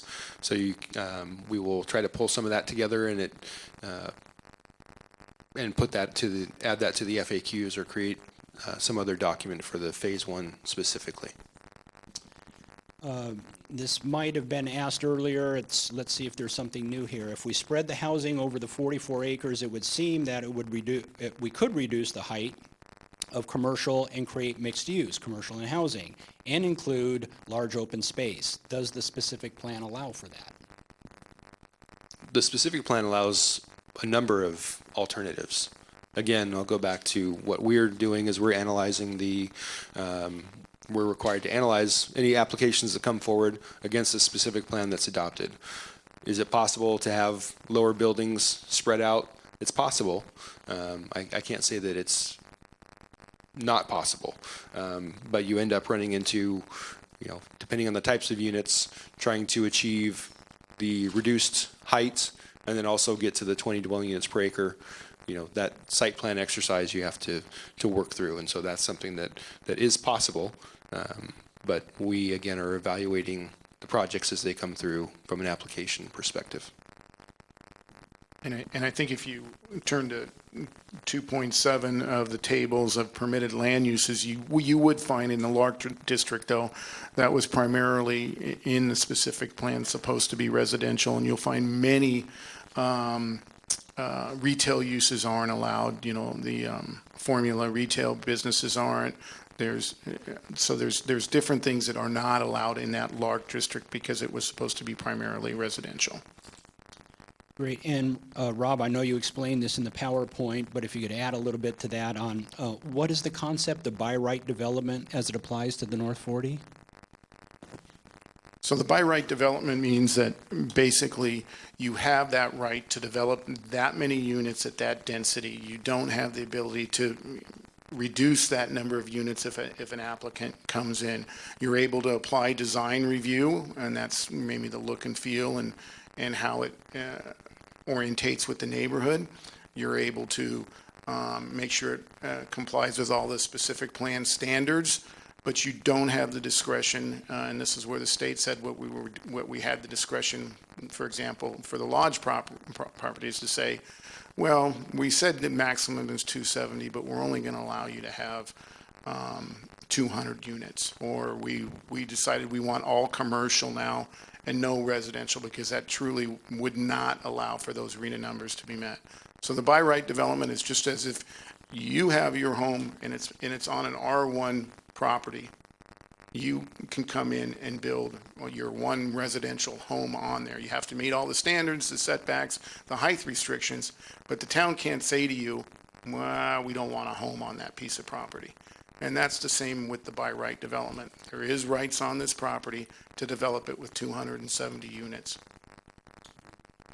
What specific latitude in the area of design review does the Planning Commission and Town Council have in regard to the upcoming application? Revisions or approval, not approval? Are there examples from other communities we could look to? So the latitude of Commission and Council on design review. And so I don't have it with me, but it's March 30th. March 30th, the Phase 1 application, that was the first time it had gone to the Planning Commission. So there was a staff report associated with that did lay out and speak to some of that discretion. And then as it continues, additional staff reports will be prepared for the upcoming July 12th and then following meetings with the Planning Commission and also with Council. That's good. I didn't mean to grab the mic, but it reminded me of that. I need to discuss deadlines. And so as Joel said, the application will be coming back for Planning Commission discussion on July 12th. That will be a public hearing. Public comment will be open. And we welcome your public comments. And after all the public comment is taken, then the Planning Commission will make a recommendation to the council. Those meetings, the Planning Commission has to make a recommendation to the council by the Permitting Streamlining Act and the Subdivision Map Act by August 31st. And then the council has to make a decision under the state law by September 7th. So those dates are very close together. So from a staff standpoint, what we are planning on doing is having Planning Commission have the public comment period and everything that need be in July, even if there will be special meetings, and to have hearings in August in front of council so that we can make those deadlines. It's very important to make those deadlines so the applicant doesn't have any argument that because we didn't act within the state law that their application is approved. And so we need to comply with those deadlines. So by September 7th, there will be a decision made. The council has a variety of ability to approve, deny, or modify the application that is in front of them if they can make the findings, that they need to in regards to the specific plan and the EIR. Very good. So I have 3 questions here that are about what we just heard in terms of why are the Planning Commission and Town Council meetings being scheduled for July and August? Vacation time, obviously, it's not conducive necessarily to public meetings. And so that's the reason why, is because of the deadline that the town is facing. And so we can answer those questions. And I did a memo to the mayor and council May 24th, and we'll put that online also for you, that explains all the dates under the Permitting Streamlining Act and the Subdivision Map Act that requires us to act within those timelines. How much additional housing is planned for the, is it 3 phases, 2 phases? How much for the additional phases of the project? Well, until we have an application, I can't tell you whether there's going to be none or the total amount that's left. I'll have to do a little math. I'm going to want to say in the range of probably 30 units. And I'll look to my left in the 270 capacity. So 44. So there's capacity for the potential for 44, up to 44 units on the any future phase that comes forward. Very good. So this next question, they don't all need to be in phase 1, right? And so the answer then is right. Yeah, they don't need to all be in phase 1. If 270 units can be developed by right, can we use the principle, the specific plan to determine where they can be built in the 44 acres and how they will be designed? So I think that's been addressed quite a bit throughout the evening tonight. The units can be spread across the site, and then there will be design review as it relates to the specific plan guidelines and parameters that will be reviewed when it goes through Planning Commission and Council. And the estimated purchase price of the studios, a 1-bedroom, a 2 or 3 bedroom, just a ballpark if you have that? We do not have that. And what revenue is anticipated to be generated in property taxes? I don't know that we've even done that calculation, frankly. So ultimately, whenever a transaction takes place, then the town typically receives, I want to say 9.6% of each dollar of property taxes the town would and it receive. Was 9?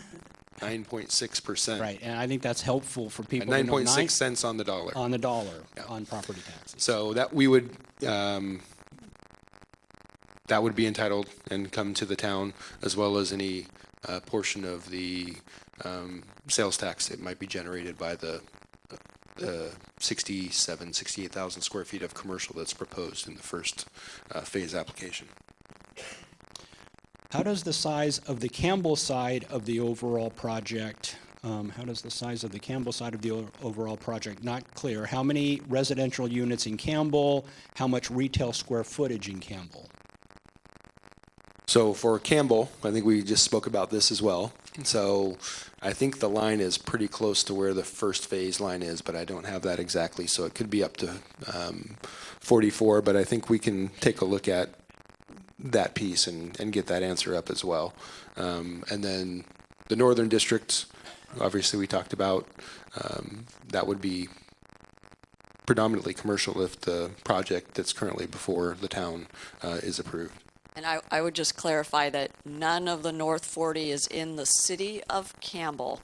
So when there's reference to Campbell in this response, it's really pertaining to the Campbell Union High School district that serves the northern portion of the area together with the Cambrian School District. So I think we've answered this, but let me just ask it just to make sure. How does by right project apply when majority of the units are market rate, not affordable housing?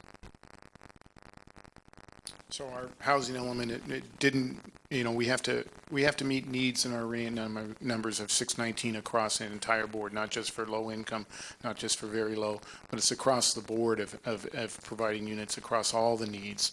So the 270 by our housing element has the by right for the entire 270, not just for affordable housing.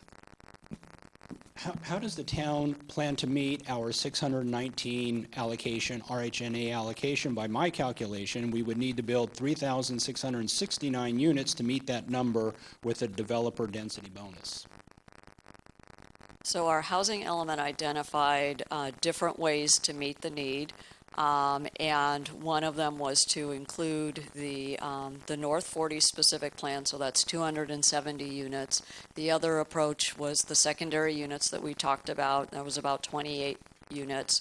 We also talked about doing an enhanced secondary unit program. That would bring another 27 units. We do include the South Bay site as another housing opportunity site in the town with a yield of about 148 units. And then we have other sites such as Oka Road, which is 99 units.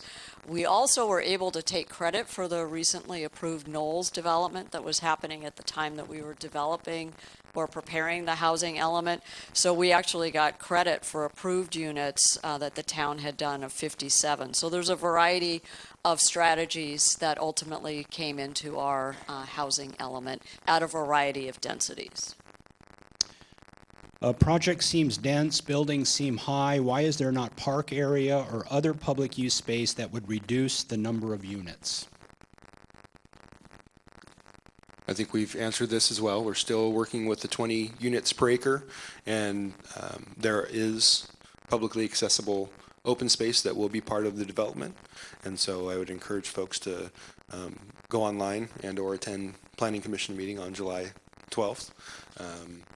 And you can take a look and see what's proposed. Can the town force the developer to spread out the units across the property that is not part of an application? I think we've answered that. I don't like the word using forced. I mean, the council has the ability to approve, deny, or modify any project that comes in front of them. If an applicant doesn't want to do that, then they don't have a project. Other than the numbers required by right by in the housing element, does anything else encourage that maximums be reached or minimums be reached? Height, setbacks, open space. Does anything else encourage that maximums be reached, minimums be reached? No, but again, when we go through the project, when you ask for a density bonus, there are concessions and waivers that an applicant can ask for, and again, state law says we have to allow those. So that's the pushback we're going to look when we're analyzing this, is with the density bonuses, what type of waivers and concessions is the applicant looking for? Is it accurate to assume that part of the motivation for such a large, high-density project is at least partly to prevent any additional smaller sites such as scattered all over the city? So if you concentrated the high density, high height in one area, then it wouldn't be scattered across the city, but it would be localized in one area. Is that part of the motivation? I don't know if that's part of the motivation, but that was definitely part of the discussions as the Housing Element Advisory Board and then ultimately the Planning Commission and Council struggled with was, should the North 40 be used? Should we go back to the AHA's opportunity? Should we look at other sites? Ultimately, the decision was made to incorporate the 13.5 acres for up to 270 units at 20 dwelling units per acre in the housing element, and that was the strategy that moved forward. We've talked at length about options and opportunities if that number was changed. Then we would be looking at a similar evaluation of going back through and finding sites to make up for whatever density and units have been lost. And I would just add that overall, the town has a general plan that identifies the appropriate uses throughout our community, and we really want to make sure that we put any new development in the right place. So as there are other development applications pending or in the future will be applied for, we would encourage all of you to be just as actively engaged as you are now. We do have pending subdivision applications, for example, that would increase housing in other sites that are not even in our housing element.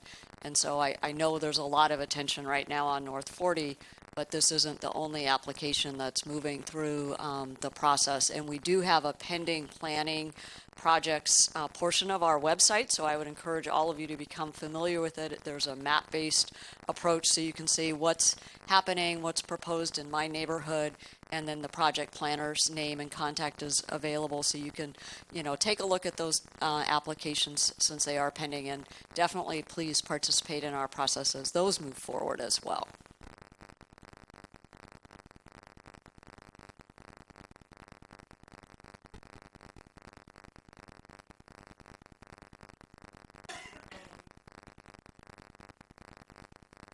Again, the town, the question is, if we approve North 40, does it prevent things like Laurel Mews in the future? And really, all land use decisions are unique and they're considered on their own merits, determined by consistency with the general plan, zoning, and other applicable codes and guidelines. So we have a lot of properties here in town, and with the strong economy, there are a lot of property owners who are trying to make sure that they get what in their opinion would be the highest and best use, and those applications are going through a similar process. Not necessarily, again, ultimately our deciding bodies, Planning Commission and Council, make those decisions on their own merits. If additional commercial development is allowed at this site or anywhere else in town, does that trigger more state mandated housing? Additional commercial? I'm not familiar with the methodology and what goes into that. Maybe Ms. Pravetti can offer. Yeah. No, so it's essentially a separate discussion. So we have our housing need numbers that were identified, and we've adequately planned for them. We've identified sites. If there's new commercial development that happens, there is not a housing requirement that follows. And I think we've answered this, but just in case, how are housing needs determined? Well, housing needs are determined in a very complex way for purposes of our housing element. There's a strict methodology that is outlined in state law in terms of who makes the population projections for the state of California. That's the Department of Finance. And then they give the number for the Bay region, the 9-county Bay Area region, to the Association of Bay Area Governments. And then that regional agency sets forth a methodology to distribute all of that new population and the equivalent in terms of housing to all of our respective communities. So that's a very public process.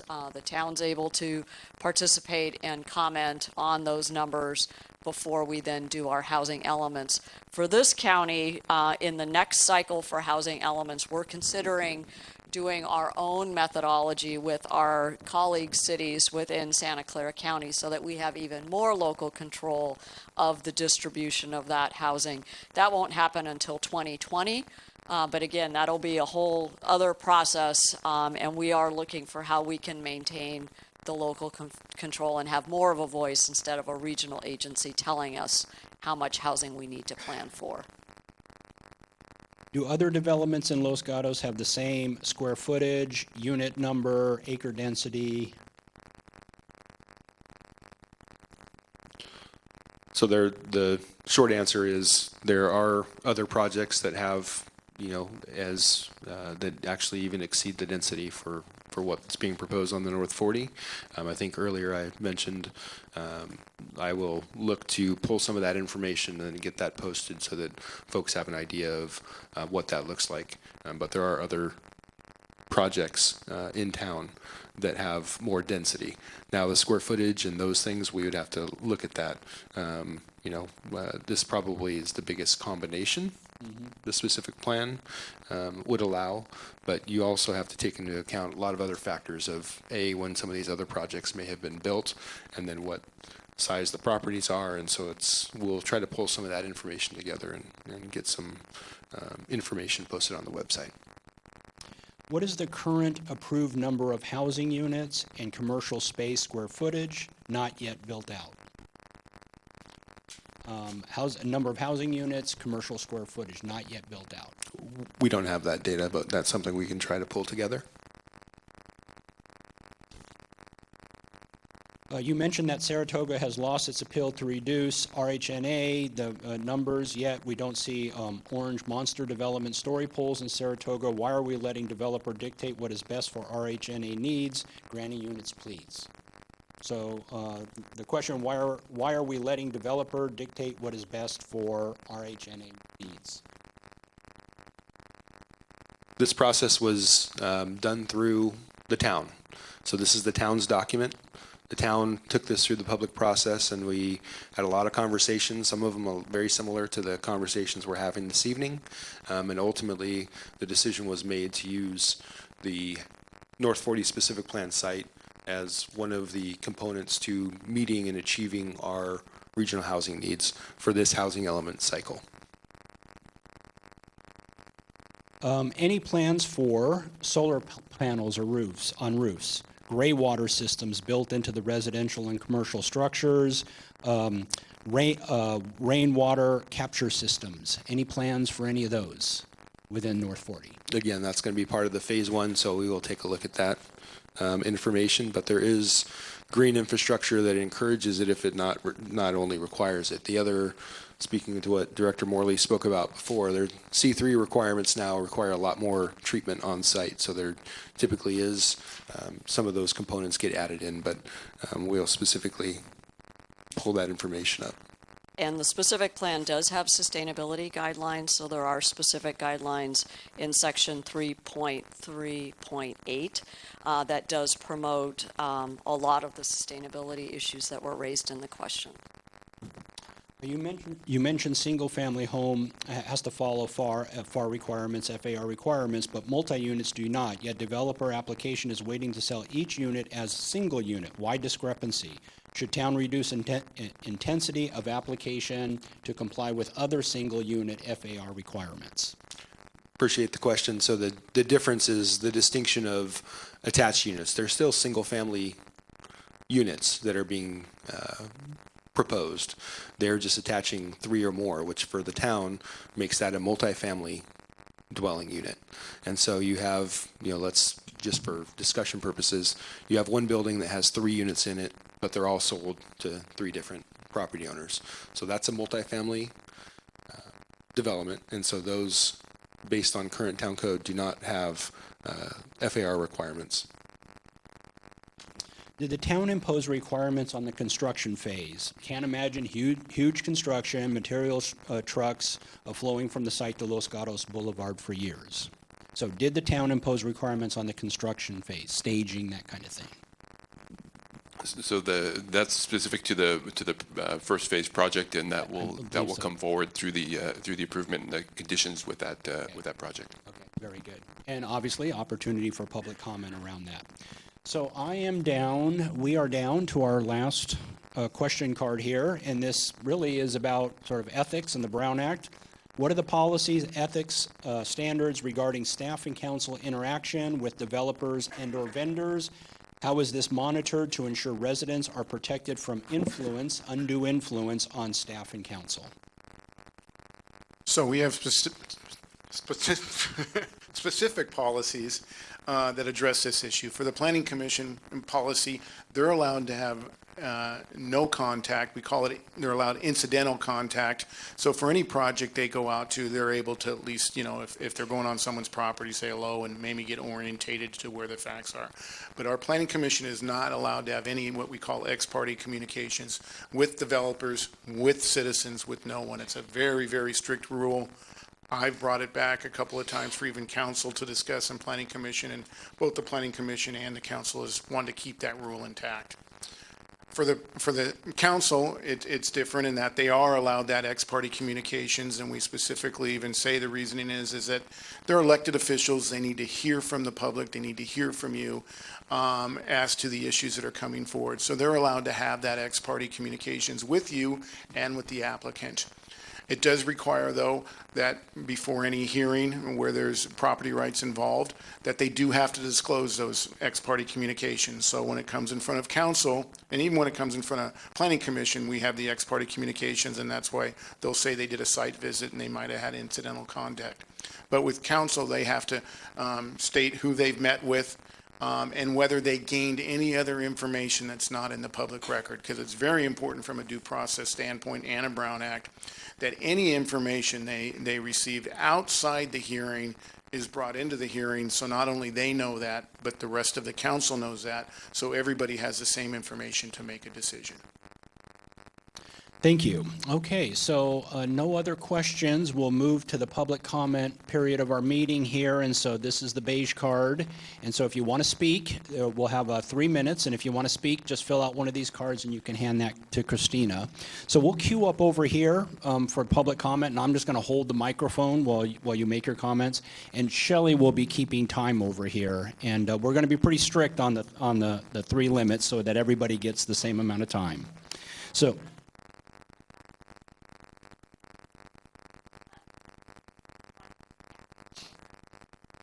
Okay, so the follow-up is staff interaction and how that plays into the ethics and Brown Act, et cetera, et cetera.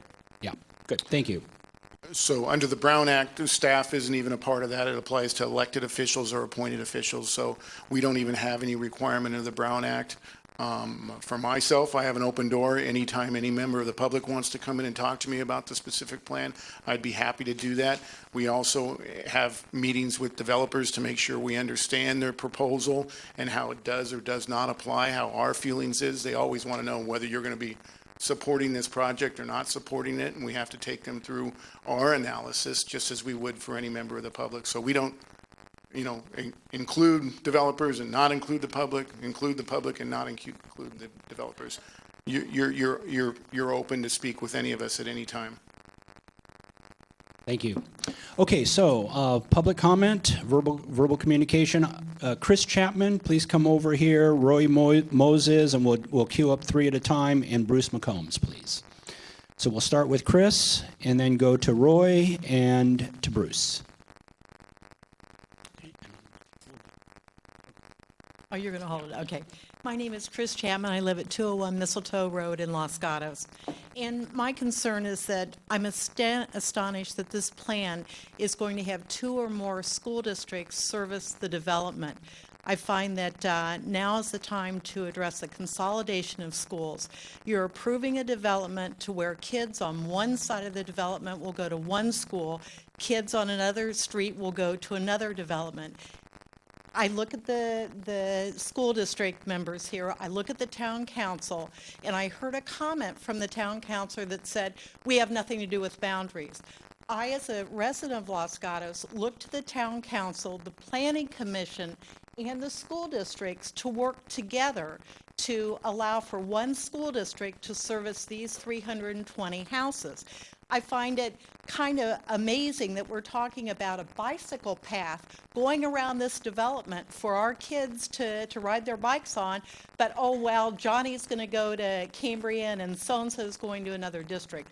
And I implore everybody here to work together with the state to make it a consolidation of one school district serving this development. Thank you.